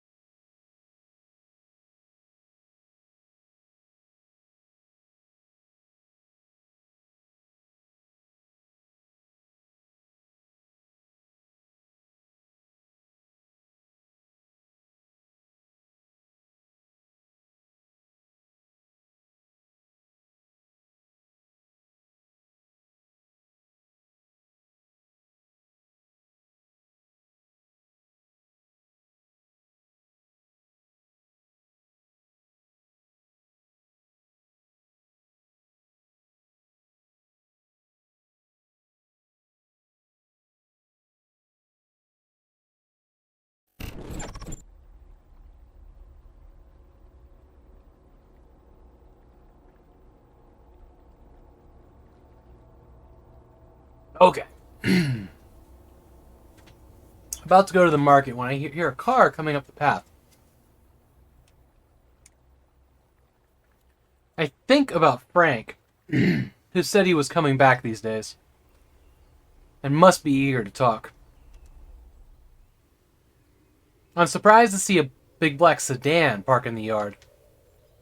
But when I see the large silhouette with graying hair coming out of the driver's seat, I realize it's Yves Maltier. To be honest, more than 1 month after the cocktail party, I wasn't waiting for him anymore.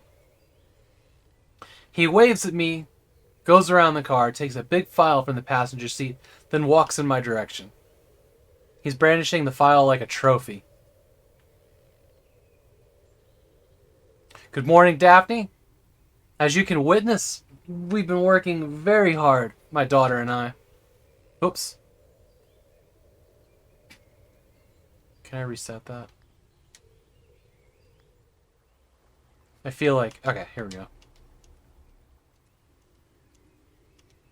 I accidentally hit the button. And I'm not sure if I skipped something. Oh, okay, no. It didn't. Let's listen. I'm listening. Thank you for giving me a little of your time. You'll see, very interesting prospect. The general idea would be to open the tower to tourists during the summer season. We could do a guided tour. And there's a library. You mean there's a library inside the tower? Oh, didn't you know? Didn't you get inside the tower? Interesting. Well, never mind. Would you mind inviting me in? We would be more at ease. Today's a bit cold outside. I mean, it's December, yeah. The corner of my eye, I see Mr. Bortine walking up the path, rifle in hand. Hello, Miss Daphne. Mr. Maltier. He stands by my side, gun in hand, as if he was ready to use it. Are you alright? Mr. Maltier isn't bothering you, I hope. Listen, Gerald, I was just chatting with Miss Delator. If you don't mind giving us some privacy, please. It's okay, Mr. Bertine. We hear a car coming up the path. We all direct our attention to the entrance of the yard. A small rental car gets inside A small rental car gets inside and parks next to the castle's front door. A tall woman of a certain age gets out of the car and walks towards us with an assured pace. Mom?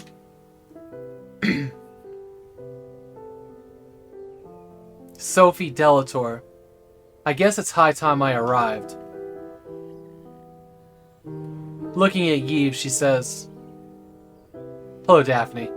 Gerald."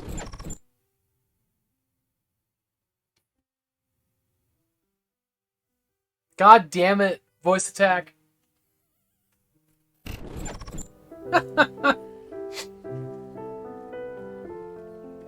Yes, madam.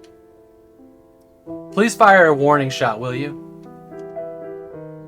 14 looks at me, waiting for confirmation. As I'm not reacting, he complies and fires upward. Yves has lost his smile and looks at my mother sideways. Listen, Sophie, be reasonable. It thought I said, look at me. Which is exactly what it did. Because I said the words looking at me.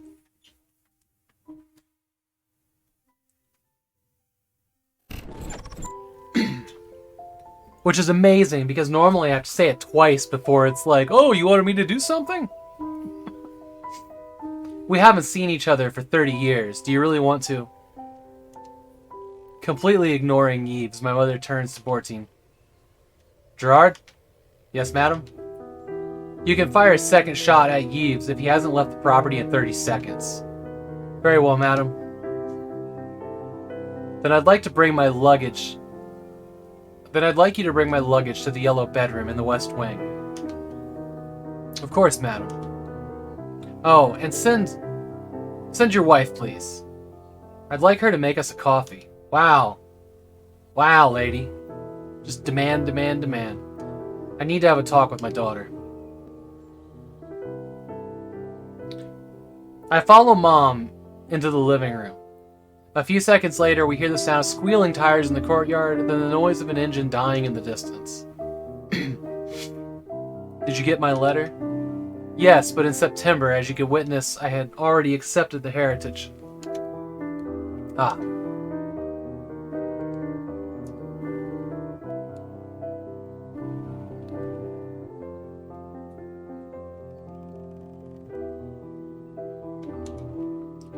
But I don't understand. Why did you need to warn me? Are you kidding? I arrived finding Yves Maltier in the courtyard and you're asking why I warned you? I came back as fast as I possibly could.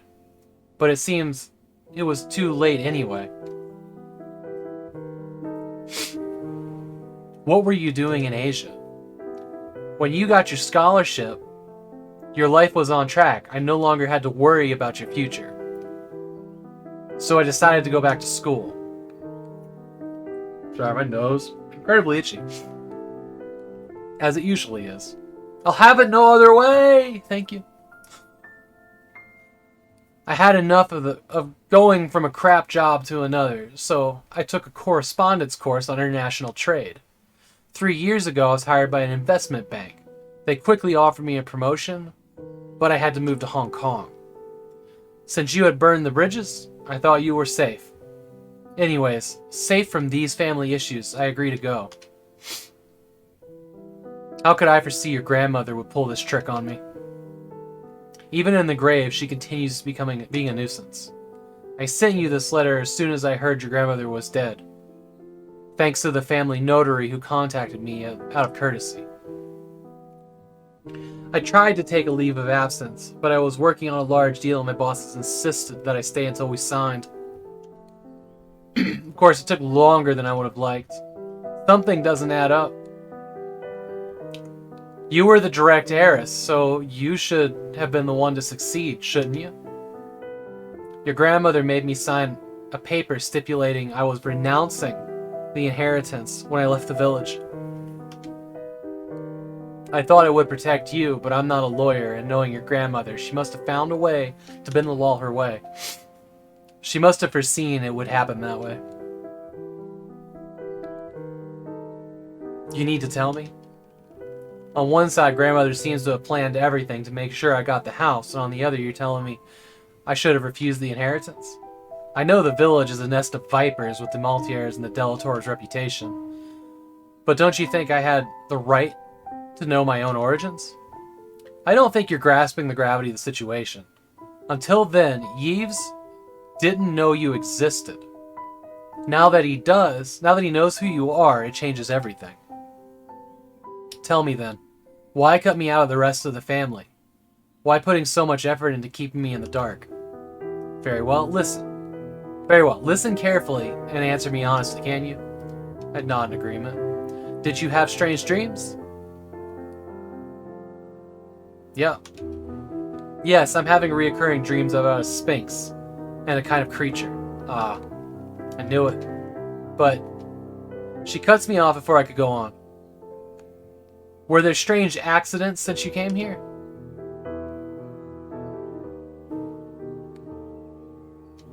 I didn't do it. Yes, it happened. But how could I have known I was capable of doing this? It's worse than I thought. No one told me. With a hand gesture, she asked me to stop talking. Another thing, did you find the entrance to the tower? No, I didn't. And no one was able to tell me where it was. Okay, what do you think's inside?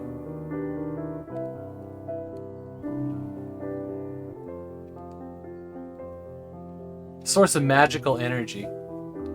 The tower's built on some kind of vortex of magical energy, right? In fact, it's built on an old place of worship. That was the other option. No shit. Okay. And more importantly, it contains the archives. The archives? Well, yes. I don't know what you were imagining, but the reality is certainly much less exciting than your very active imagination. I didn't notice her coming in, but Miss Bertine is serving us a cup of coffee. Yes, madam? Tell Gerard to come to the basement. Very well, madam. Will it be all? No, ask him to bring an axe, please. A pickaxe, please.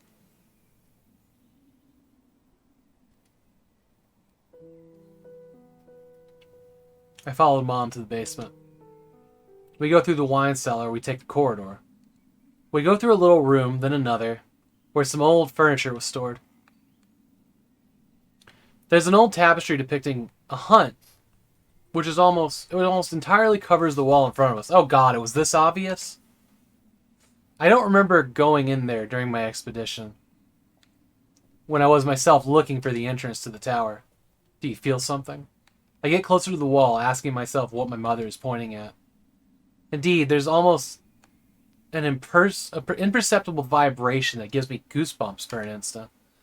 Yes, some sort of... I suddenly stop talking. Turning to my mother, I see some kind of profound sadness in her gaze. As I'm about to talk again, we hear a noise coming from behind. Ah. Here comes Gerald. Gerald, can you take down a tapestry, please? This lady cannot do anything for herself. That's very French phrasing. Mr. Bertine complies, and I jump in to help him. Let Gerard do it, Daphne. You're going to get dirty. Mom, you're exaggerating. Bertine is not your slave. Yes, you're right. I just got here, and I'm back to my old ways. When I left everything behind so that you wouldn't be raised with these horrendous values. Excuse me, Gerard, I'll be more considerate. You know, with my... Gilbert, we're happy to lend a hand. And we don't do this for you, but for your daughter. But don't forget we're retired, or we're no longer in our prime. We move the tapestry to the other side of the room. Mom and I on one side, Bertine on the other. Could you break the wall here, Gerald? She points at a location in the middle of the wall. There are some planks behind the tapestry. It shouldn't give you much resistance. And indeed, a few minutes later, the planks that were hiding the entrance to the tower have been torn apart, revealing a wooden door. Oh my, I would have never guessed there was a door there. My mom opens a drawer in a nearby cupboard and takes out a large, finely worked key. Do you want to see what's inside, Gerald? Oh no, madam. I'll come back later. You must have a lot to discuss with your daughter. I'll go home if you don't need me anymore. Of course, thank you. Bortine salutes us with a nod. Yeah, of the tower. Yes. They said that at one point yesterday. I thought that was pretty cool. Oh, and Gerald? Yes? Thank you for taking care of my Daphne during my absence. We get inside the tower, and after going up a flight of stairs, I discover a large room dimmed in darkness. Mom takes a candelabra from the table, lights up the candles with the match that's been left next to it. She then proceeds to light the other candles spread around the room. Little by little, soft light illuminates the large circular space.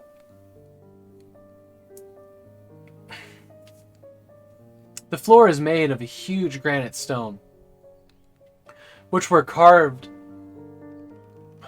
on which were carved interlacing geometric shapes. The Celtic origins are obvious, and the patterns used, the way the ornaments were done, but they are very well preserved, in contrast with most of the ruins from the antiquity that have been exposed to centuries of bad weather. The walls are covered with shelves, loaded with documents, either books with leather covers or scrolls rolled upon themselves. We stay quiet for a while, then Mom breaks the silence. This is your legacy, Daphne. What's inside all these books? It's the memory of the village, the most ancient, were written by our ancestors 1,000 years ago.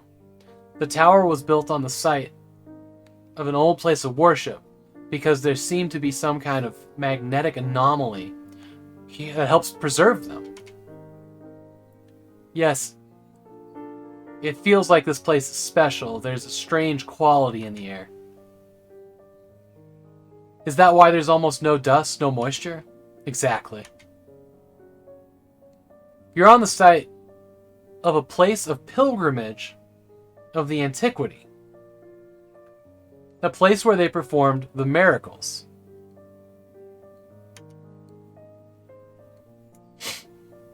When the country was colonized and the inhabitants had converted to the new religion, the region closed upon itself. Our ancestors built the tower and began compiling all oral knowledge of the old times. The Delators,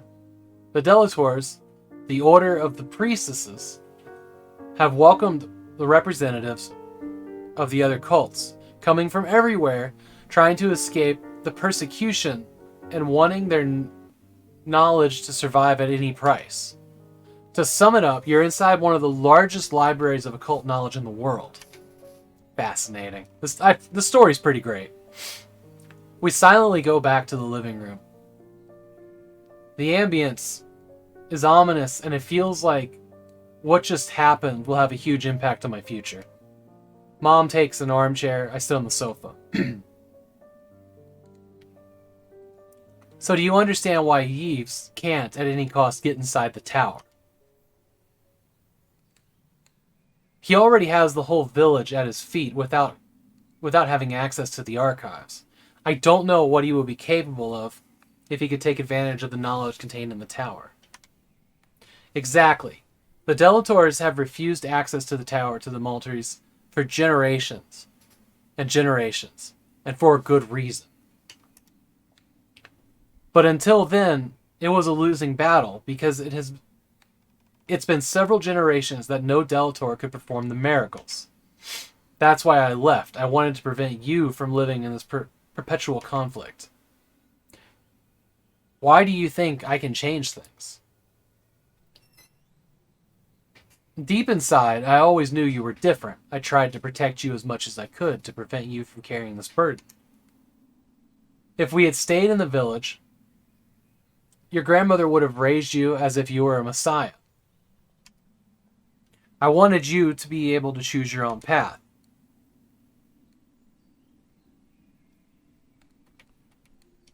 I have to protect the village, is what I'm feeling. Now I'm aware of my responsibility, I can't run away from it. I have to protect the village from the Maltese or any other threat. Do you realize what you're getting into? I do, but as you said, it's my destiny. I can feel a kind of pride coming from my mother.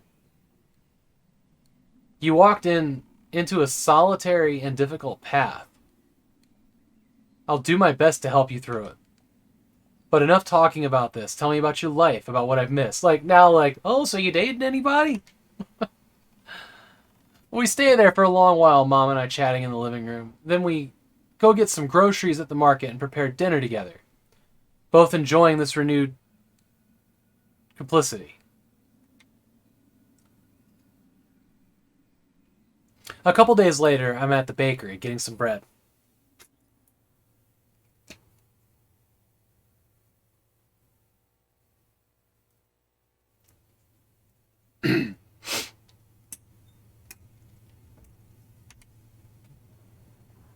Just when I've paid and I'm leaving, I find myself face to face with Solene Maltier and her son.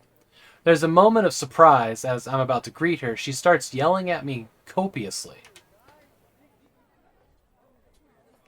Congratulations. I'm glad I came across you.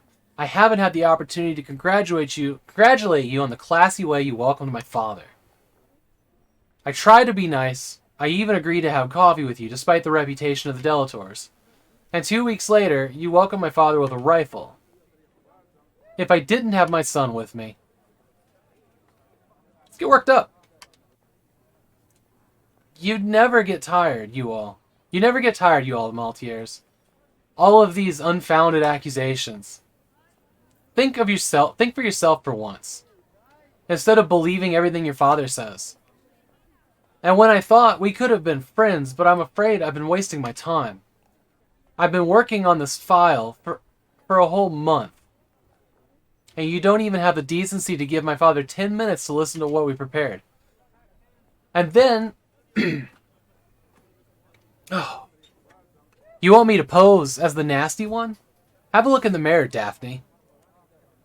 I really can't see what my brother sees in you. She turns on her heels. I'm a bit wounded by her behavior. And most of all, by the way her father manipulates her. What a shame. When I get to the castle, I find Mom reading on the sofa. It's snowing here, apparently. I tell her about the confrontation with Solene Maltier. And how unjust she was to treat me like she did. Then I tell her I'm going to get some air. I need to think it through to calm down.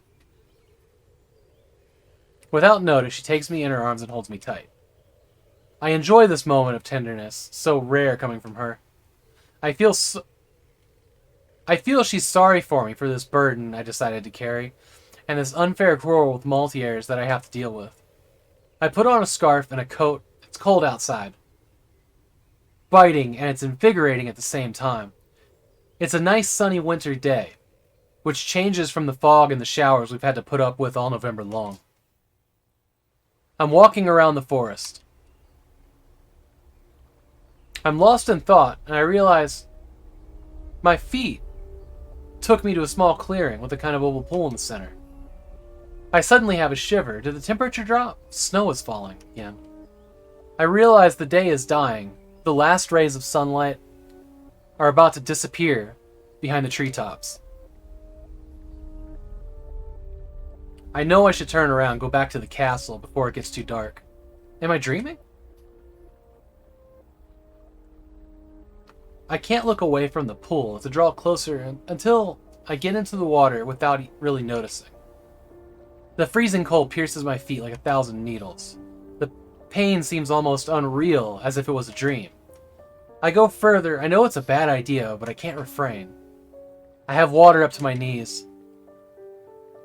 I watch my reflection in the pool. Hey, can I fucking help you?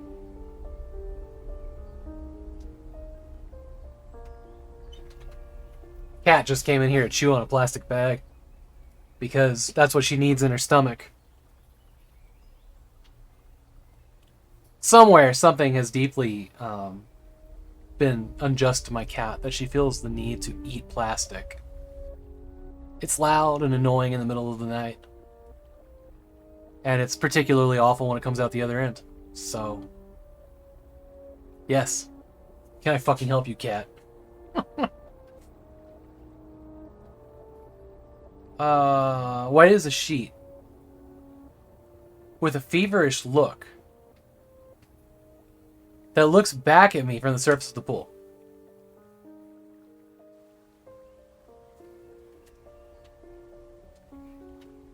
We should all employ, to clean up the plastic garbage. Oh, no. Yeah.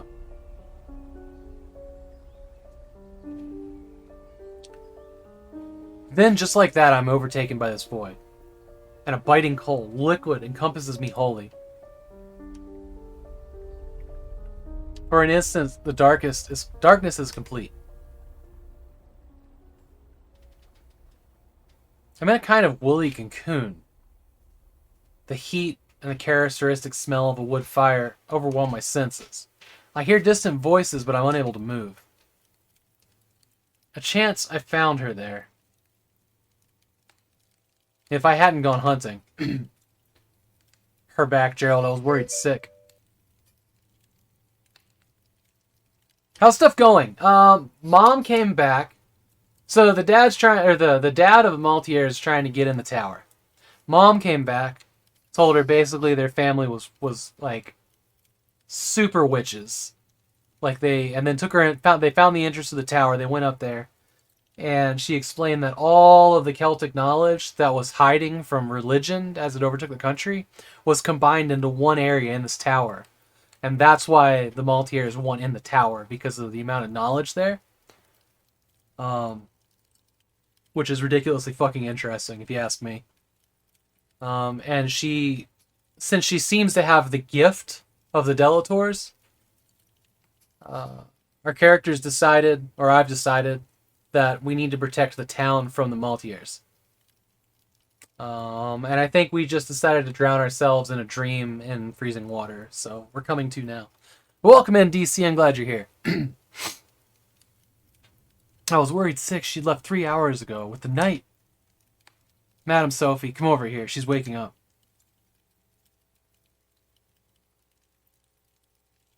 Sophie Delator, you gave us quite the scare. Sophie Delator! What happened? I was having a walk. Was coming back home and Gerald found you in the forest. You were unconscious and had fallen into freezing water. We were lucky to find you so quickly. Next to Mom, I make out a man with a mustache and suit. He noisily closes a briefcase and says,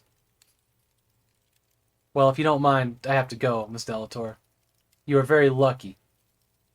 It could have been way worse. Thanks for coming so fast, Dr. Zakarian. As for the leg, it's a crack of the knee bone. Nothing to do but wait for it to heal. She mustn't strain it. What the fuck happened to her knee? But it may take a few months at least. She might have some difficulty walking. I'll go get her grandmother's walking stick. It's in the hall. I recommend a couple of days of complete rest and she'll be back on her feet. Here, I signed you a sick leave notice. Thank you, doctor." Oh, God. I haven't thought about getting, like a doctor's note for a long time.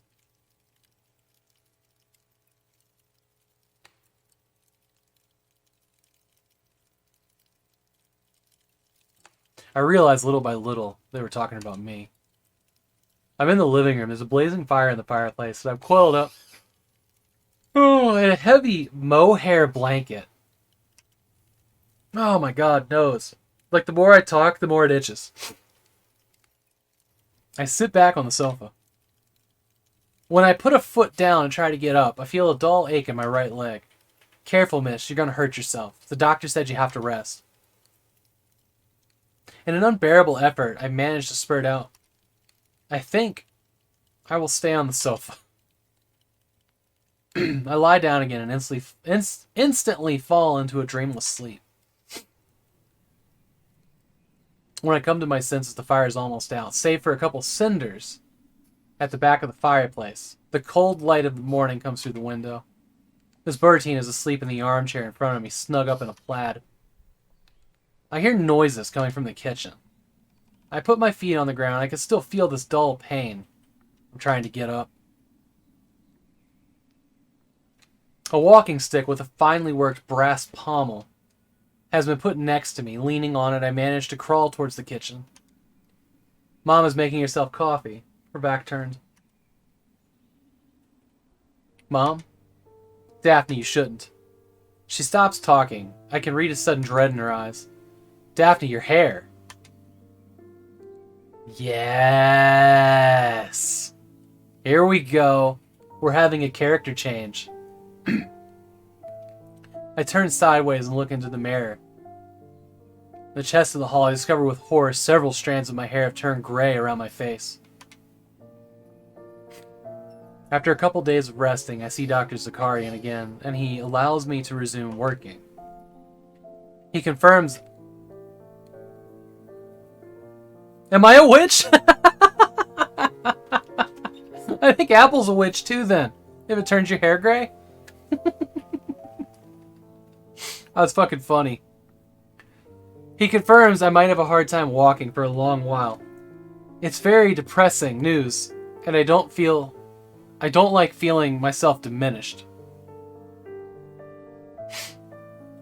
As for my gray hair, he tells me it's a consequence of the shock I experienced. That it's a relatively rare phenomenon, but there's no need to worry about it. I admit I didn't think about it much with all I recently went through. I guess I will probably end up dying it. I had Frank on the phone, but he seemed to have something else on his mind. He seemed concerned about me, though. He told me he would be back and that we'd have a talk. I don't know what to make of it. I don't know what he's preparing, but I feel uneasy about it. When I go back to school, the man in a suit is waiting for me in the front of the classroom. He introduces himself as Mr. Muller, National Education Inspector. He proceeds to take a seat in the back of the classroom and begins taking notes. Wow, that sucks. My thoughts are elsewhere, and I happen to lose the thread of my explanation several times. Good morning, Life. How are you doing today? How was your morning? Have you had coffee yet? I've been starting to think about dinner.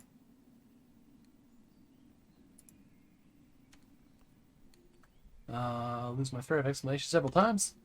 Feeling either...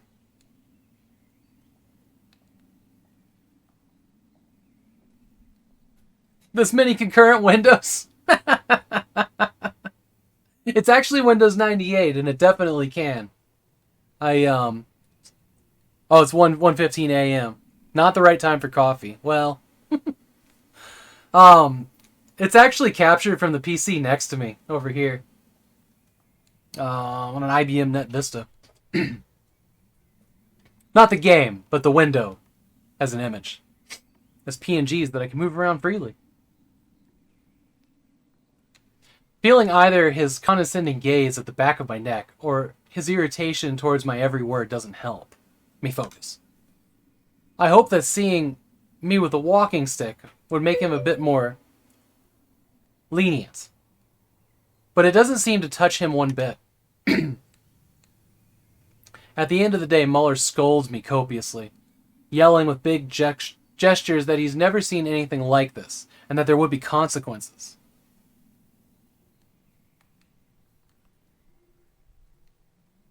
No, it doesn't.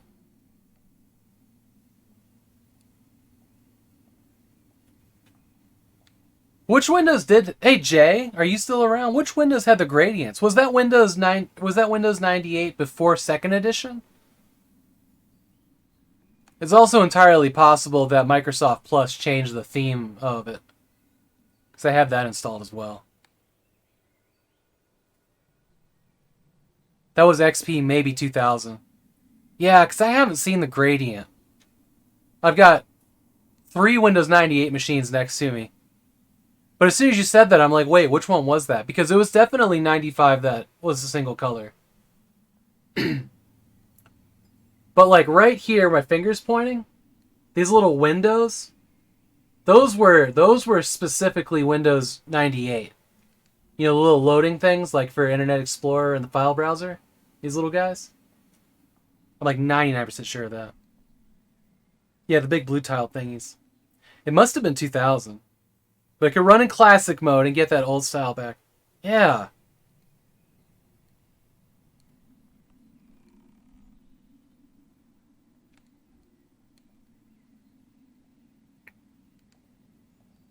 Man, I hadn't thought about those in a while.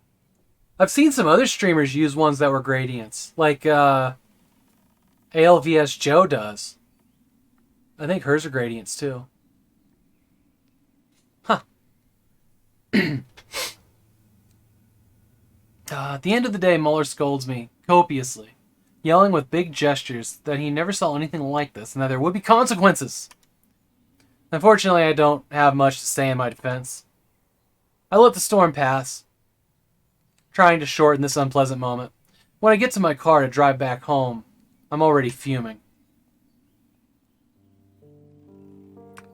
As I park in the yard, I discovered Frank's van is already there. I prepare myself for a difficult conversation about our future.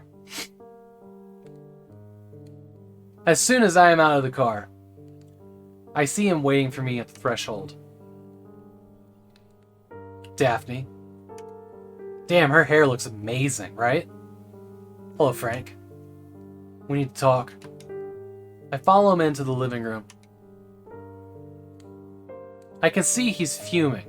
I haven't seen him in this state of cold anger for a very long time. Not since the day I've taken my things and left him 6 months ago. Our relationship is at a crossroads again. And I have to choose my words carefully if I want to avoid a bloodbath. I mean, I don't like Frank. That's been pretty obvious. I came across your mother. She told me to do what I had to do, and that she shouldn't wait. She told me to do what I had to do, and that she shouldn't wait for her for dinner. Ah, okay. She told me for your hair, too, but I must admit, it's quite a shock. French translations! Let's go! We stay silent for a while, carefully avoiding each other's gaze. Frank ends up breaking the silence. He takes a big breath and spits it out. I don't like the actual situation one bit. It can't go on any longer. I know I've probably forced your hand when I moved to the village without consulting you. Yeah, dick. Besides, you've been acting strange since I came here.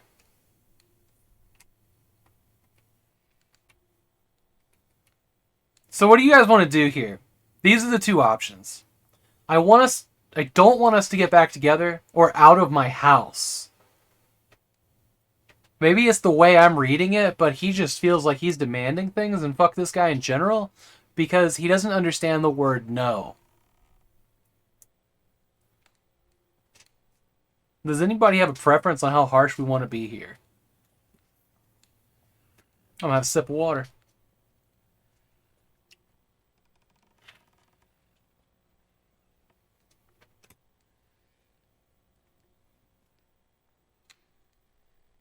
Ass, meat, boot. What? You pursue me to the other side of the country, then you make me spend time with you before disappearing for a month.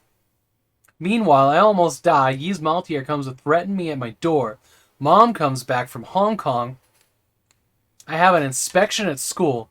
And like that, without notice, you come around and casually tell me I've been acting strange lately.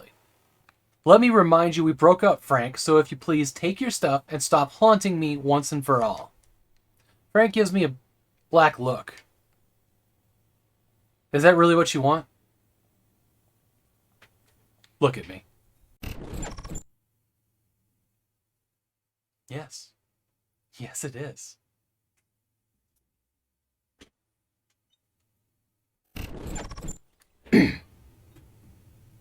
That fucking emote, Jay. It's amazing. I don't know how I can make myself any clearer. Off you go. Okay. At least I know. I've done all I could. Man, we were so clear. For like 3 chapters.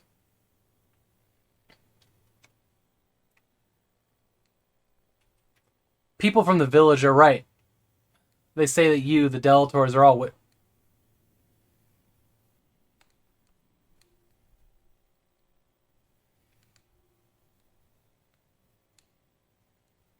Wow, Frank. Wow, Frank. All I hope is that you're not going to regret this later, throwing away our story just for this bullshit. Farewell, Daphne. I wish you a lot of happiness with your castle and your Maltese. He gets up, looking down at me with horrendous disdain. Get cursed, Frank! Then he leaves the room. Leave the house. When I hear the engine of the van disappear into the distance, I am struck by the conviction that I will never see him again. After Frank has left, I stay alone in the living room, dumbstruck for a long time. Then without notice, I burst into tears. How can he be so cruel? I had forgotten how much he could hurt me. To blame me for embracing my legacy, my roots, and such an intolerance. How can he think it's my fault? If I'm different, if I'm a witch. When the tears finally dry up, I pour myself a glass of white wine from the fridge and decide that I deserve a cigarette to calm my nerves. As I walk across the house, I realize my mother has made herself extremely discreet. I don't know if I should be grateful or blame her for having her ways to avoid this kind of situation. She can't really pretend to ignore I'm there. When every one of my steps is followed by the clicking of my walking stick on the old wooden floors. I go to my bedroom, take out a pack of cigarettes, light one up, and let myself fall at the foot of the bed. I realize I'm in front of the mirror. The image reflected back is that of a young woman, a bit pale, frail, and looking lost. All these gray strands. Suddenly I come to the decision that my hair can't stay this way, that I have to do something about it right now. Oh shit. I go to the bathroom and search around frantically. Sure to have seen, one time, a couple boxes of hair dye somewhere around this room. A couple minutes later, I realize I finally find them in the back of the drawer. Probably my grandmother's stock. The label says, Jet Black, permanent dye. Sounds perfect. Exactly what I needed to show the rest of the world I belong to the Delator family. Definitely embrace my status of witch. I follow the instructions applying. I don't get a choice in this. We are dyeing our hair black right now. Okay. I think this is a consequence of the breakup. I quickly blow out later. My auburn hair mixed with the white has turned into a uniform shiny black.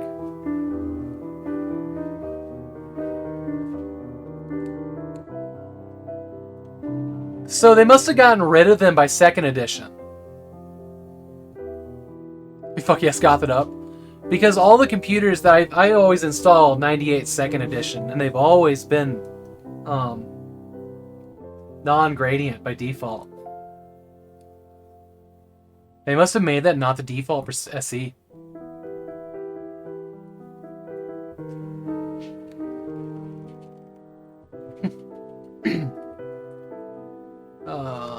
Color of a crow's wing.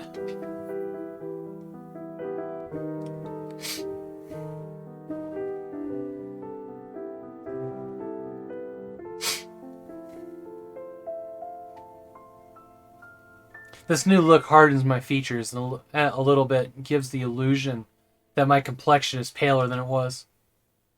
Her eyes have changed color as well.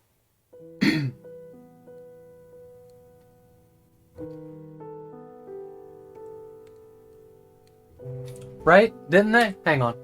Oops, wrong computer.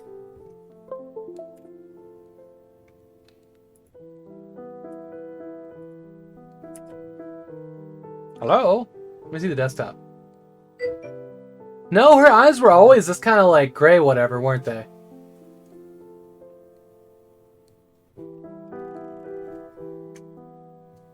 Loyal to Soil, how's your day been, bro? Oh, thanks, Loyal to Soil. My day's been good.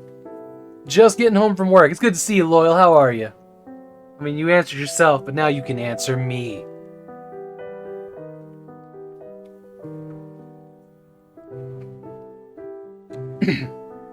The most that I really get into the customization of the windows is like Microsoft Plus just for fun. But my copy of the Tomb Raider 1 expansion pack, Shadow of the Cat and Unfinished Business, has a Tomb Raider theme, which is the only reason I ever even installed Plus, because I think that one's hilarious and awesome. I'm doing good, just enjoying talking to myself in chat. Well, carry on, sir. Sir Artyom Havok. Hey, it's been really good. You missed my unboxing today was actually a loaf of jalapeno cheddar bread that I made, so the stream got to watch me eat that for the unboxing section. And it was fucking delicious. Oh, so good. Ate half a loaf.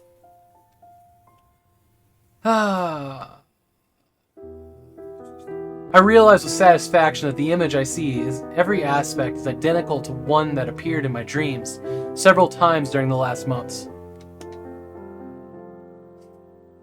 I get up the next morning. I have a long day ahead of me. I have to talk to Stan. Now that Frank has left, we have a lot to discuss. Go away, mouse. I start to give him a call, asking him to meet in the village bistro this afternoon. Then I retire to the tower to read the archives. They're wells of wisdom only waiting for me to deliver their secrets. Alright. At the end of the afternoon, I take my car and meet Stan at the bistro. He is sitting in the corner with a large backpack on the floor next to him. He's reading a book. He looks around at regular intervals. He catches my eye. But he gets back to his book instantly. I guess he hasn't recognized me walking with a walking stick in my jet black hair. Sure. Okay, I was like, what the fuck, Stan? I sit across from him. Good evening, Stan. Oh, Daphne, I'm sorry I didn't recognize you.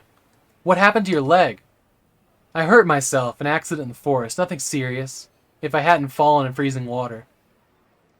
I am sorry to hear that. Are you okay? What about your hair? I dyed them. I got some white hairs after the accident. Besides, since everyone is so sure I'm a witch, I've chosen the appropriate color. I point towards his backpack with my chin. Let's go on somewhere? Not by choice, but after what happened between you and Yves, he was seriously pissed. Hasn't like a month passed since then? He threw me out. Just to calm his nerves. I'm about to talk, but Stan goes on. But I assume you didn't ask me to meet me to hear me complain. Did you talk to Frank? Yes, it's done. He left. I see his face brighten with a mix of joy and incredulity. Really? Does this mean we can go forward together? I'm at a crossroads. My ex-boyfriend just left me for good. You left him, girl? For the second time in 1 year. I could start something serious with Stanislaus. I can see he's very eager for it. Besides, in these circumstances, it means allowing him to move into the castle.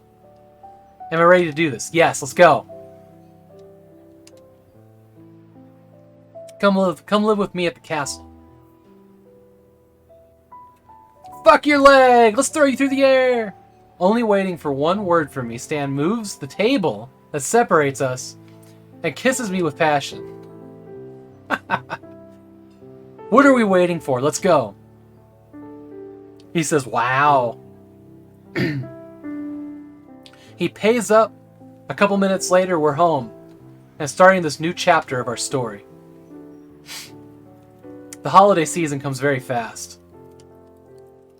I spend them at home with Mom and the Bortines. Mom wasn't fond of the idea of Stan moving into the castle. But he doubled up with charm to win her, and now she accepts him to be in the same room with him. Okay. No news from Yves Maltier, not since he came to show me his offer. And his plans were stopped by Mom. I've decided not to worry about it. I need time to get over everything I learned.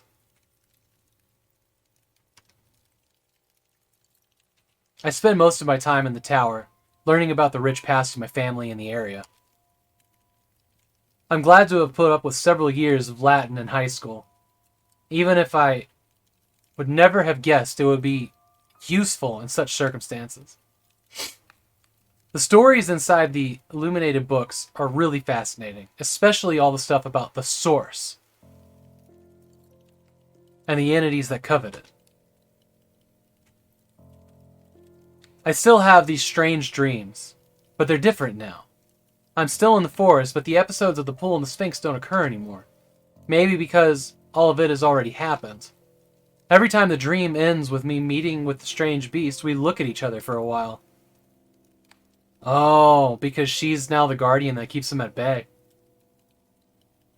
This is very adult. I have this feeling it's trying to tell me something, but can't put it into words. As if it wanted something from me. And then it turns heels and disappears into the bushes. Chapter 6. Okay, it's 4:30. I need to go make dinner. We will do more of this tomorrow afternoon after the 1 hour stream. We're going to play Terracide tomorrow, which I know Old School Jay is fucking hyped for. It's a 6 Degrees of Freedom game. We're going to be playing in Windows 98. What's for dinner? That's a good question. It's either going to be this other Peruvian dish, or it's going to be spaghetti squash. Oh, Big D. Yeah, I got to go eat dinner. But hey, I will be back in 2.5 hours, and we're going to continue on with System Shock. Probably with the Logitech Cyberman, because I don't know. We're going to see how far we can get with it. I'm still not convinced I'm going to beat the entire game with this damn thing. Just can't wait to see how you get on with that one. But more System Shock with this in Windows 98. With MIDI! So, yeah, that after dinner. I think me and Chili Bus are playing more Quake on Saturday, too. We were doing that in co-op. I need to... He says don't play it with the Cyberman, though. I'm waiting on another keyboard. Been having issues with that computer and that USB keyboard. So I ordered another Unicomp buckling spring keyboard that has a PS/2. And I think I'm gonna go back to using that on my Net Vista and the computer I won from Nate's raffle.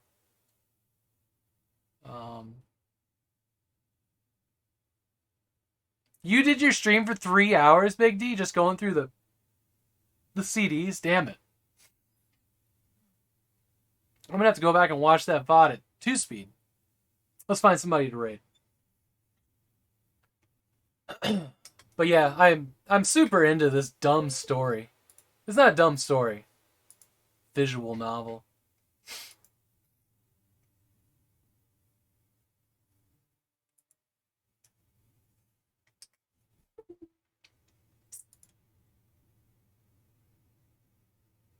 It hits all the right spots for you. The story does? You like the story? Good. I'm glad you're here then, DC.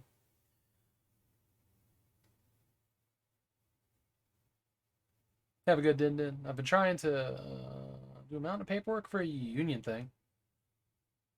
Just lurking here. Sorry I missed it. Oh, good.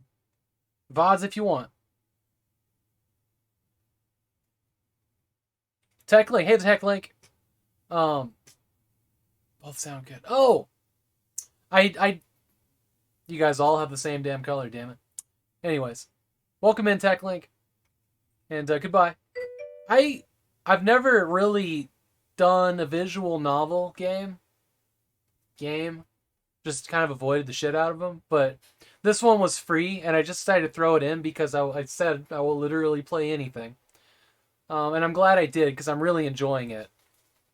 I do kind of hate the idea, like in the back of my brain, is I should find more. I should play them all. Which is how I got in the mess I'm in back here.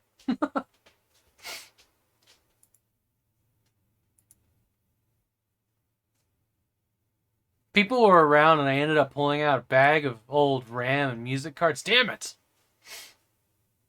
They're like a choose your own adventure.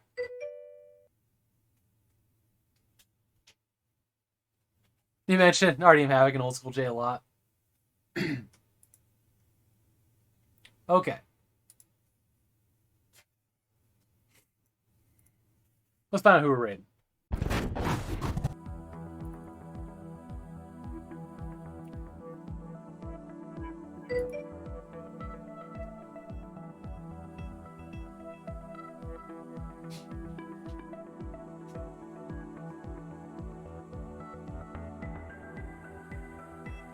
Sinless, huh? Goes on still. That is the bummer about not having a complete story there. I need to hit refresh, I think. It says Big D still streaming. That ain't right.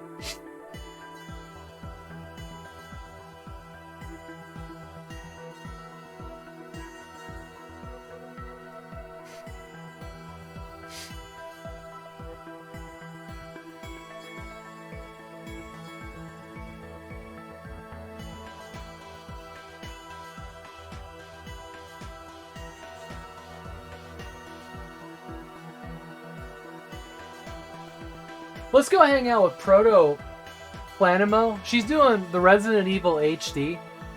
I don't get to raid her very often. She's cool. She's literally picking up steam as a streamer. It's kind of amazing. But she's a lot of fun.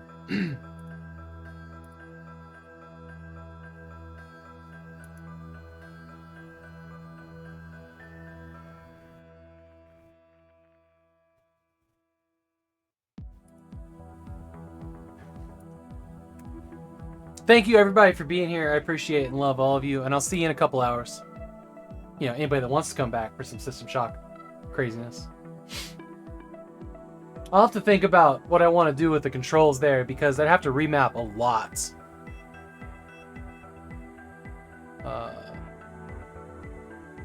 Yeah. Okay. Have fun there. I'm going to go eat food. I'll talk to you guys soon.